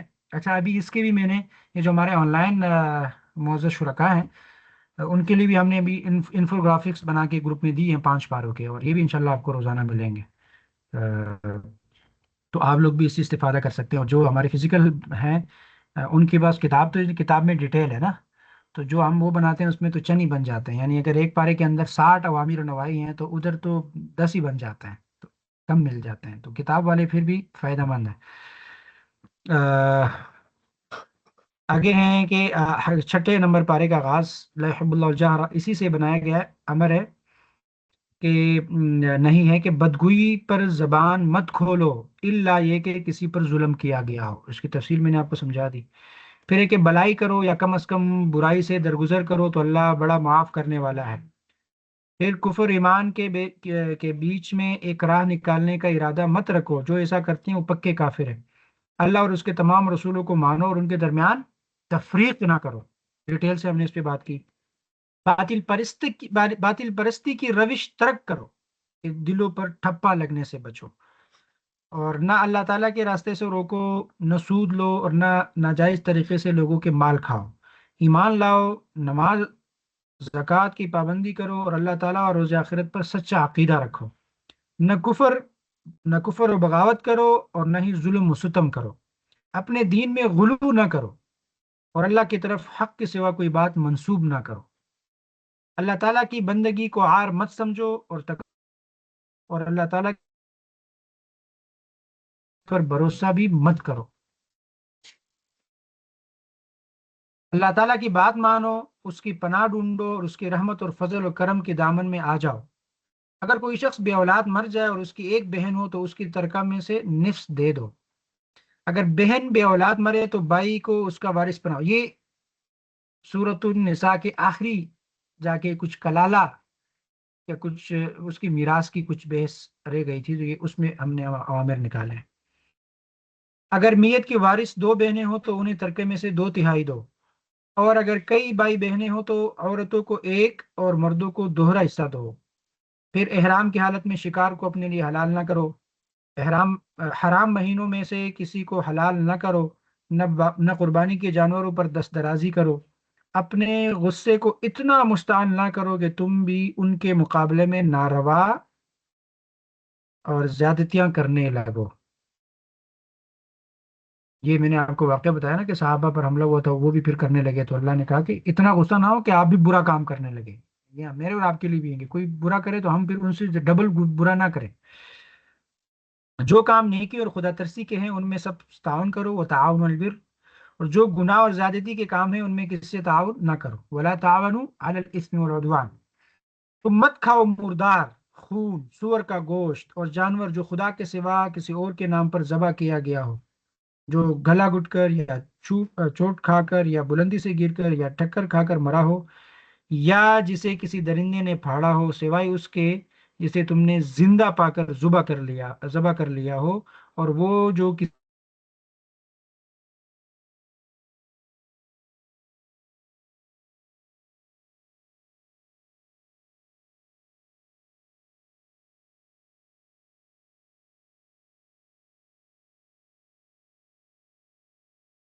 ٹھیک ہے. اور شکاری جانور جس شکار کو تمہارے لیے پکڑ رکھے اسے تم اللہ کے نام لے کر کھاؤ، یعنی کتاب کے کھانے کو اپنے لیے اور اپنے کھانے کو ان کے لیے حلال جانو، یعنی اہل کتاب کا کھانا آپ کھا سکتے ہیں۔ پاک دامن عورتوں کو بھی حلال جانور، خواہ وہ اہل ایمان کے گروہ سے ہو یا ان قوموں سے جن کو تم سے پہلے کتاب دی گئی تھی۔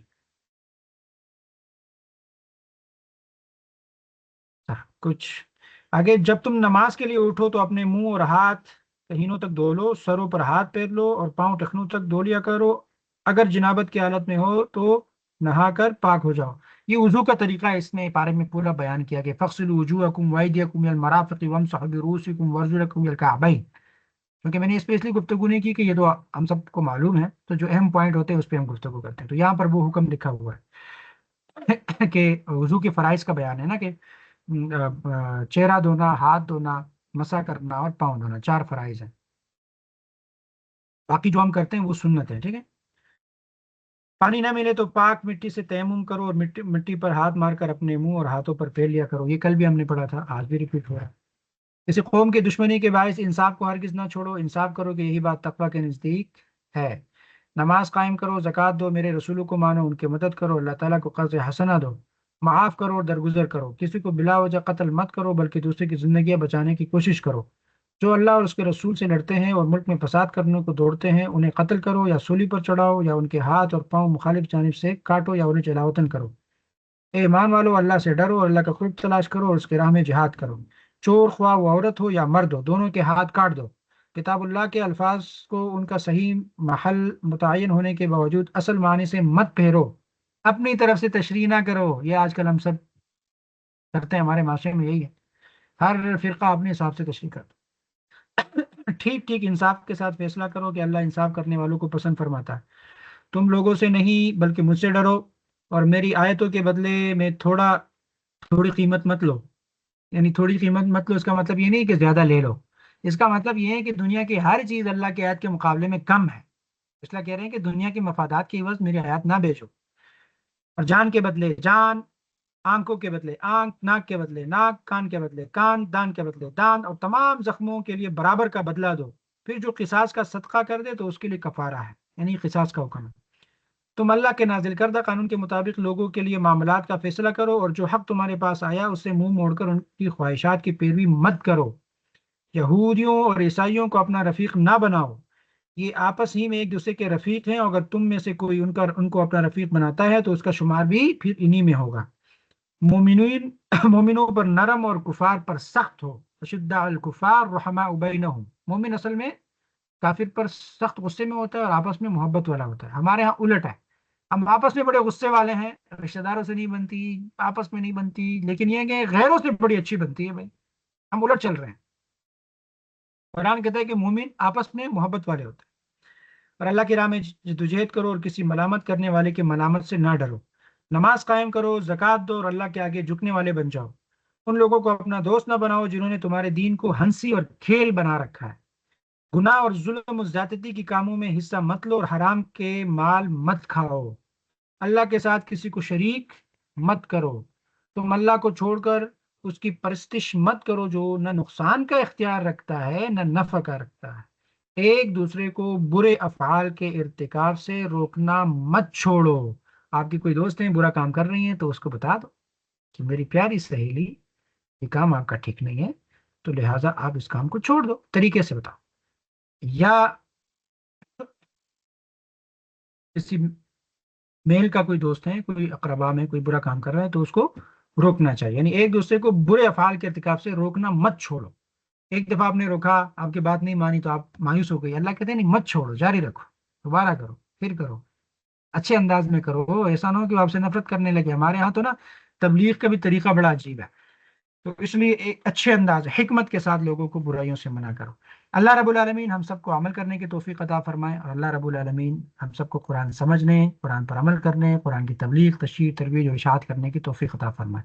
آپ سب کا بیٹھنا آنا انسٹیٹیوٹ میں اللہ قبول فرمائے، آن لائن لوگوں کو شریک ہونا اللہ قبول فرمائے، اور اللہ ہم سب کو عمل کرنے کی توفیق عطا فرمائے۔ اپنا بہت سارا خیال رکھیں، مجھے اپنے دعا میں یاد رکھیں، ملتے ہیں کل کے نشست میں انشاءاللہ، تب تک کے لیے اللہ حافظ، اللہ نے کے بعد، السلام علیکم ورحمۃ اللہ۔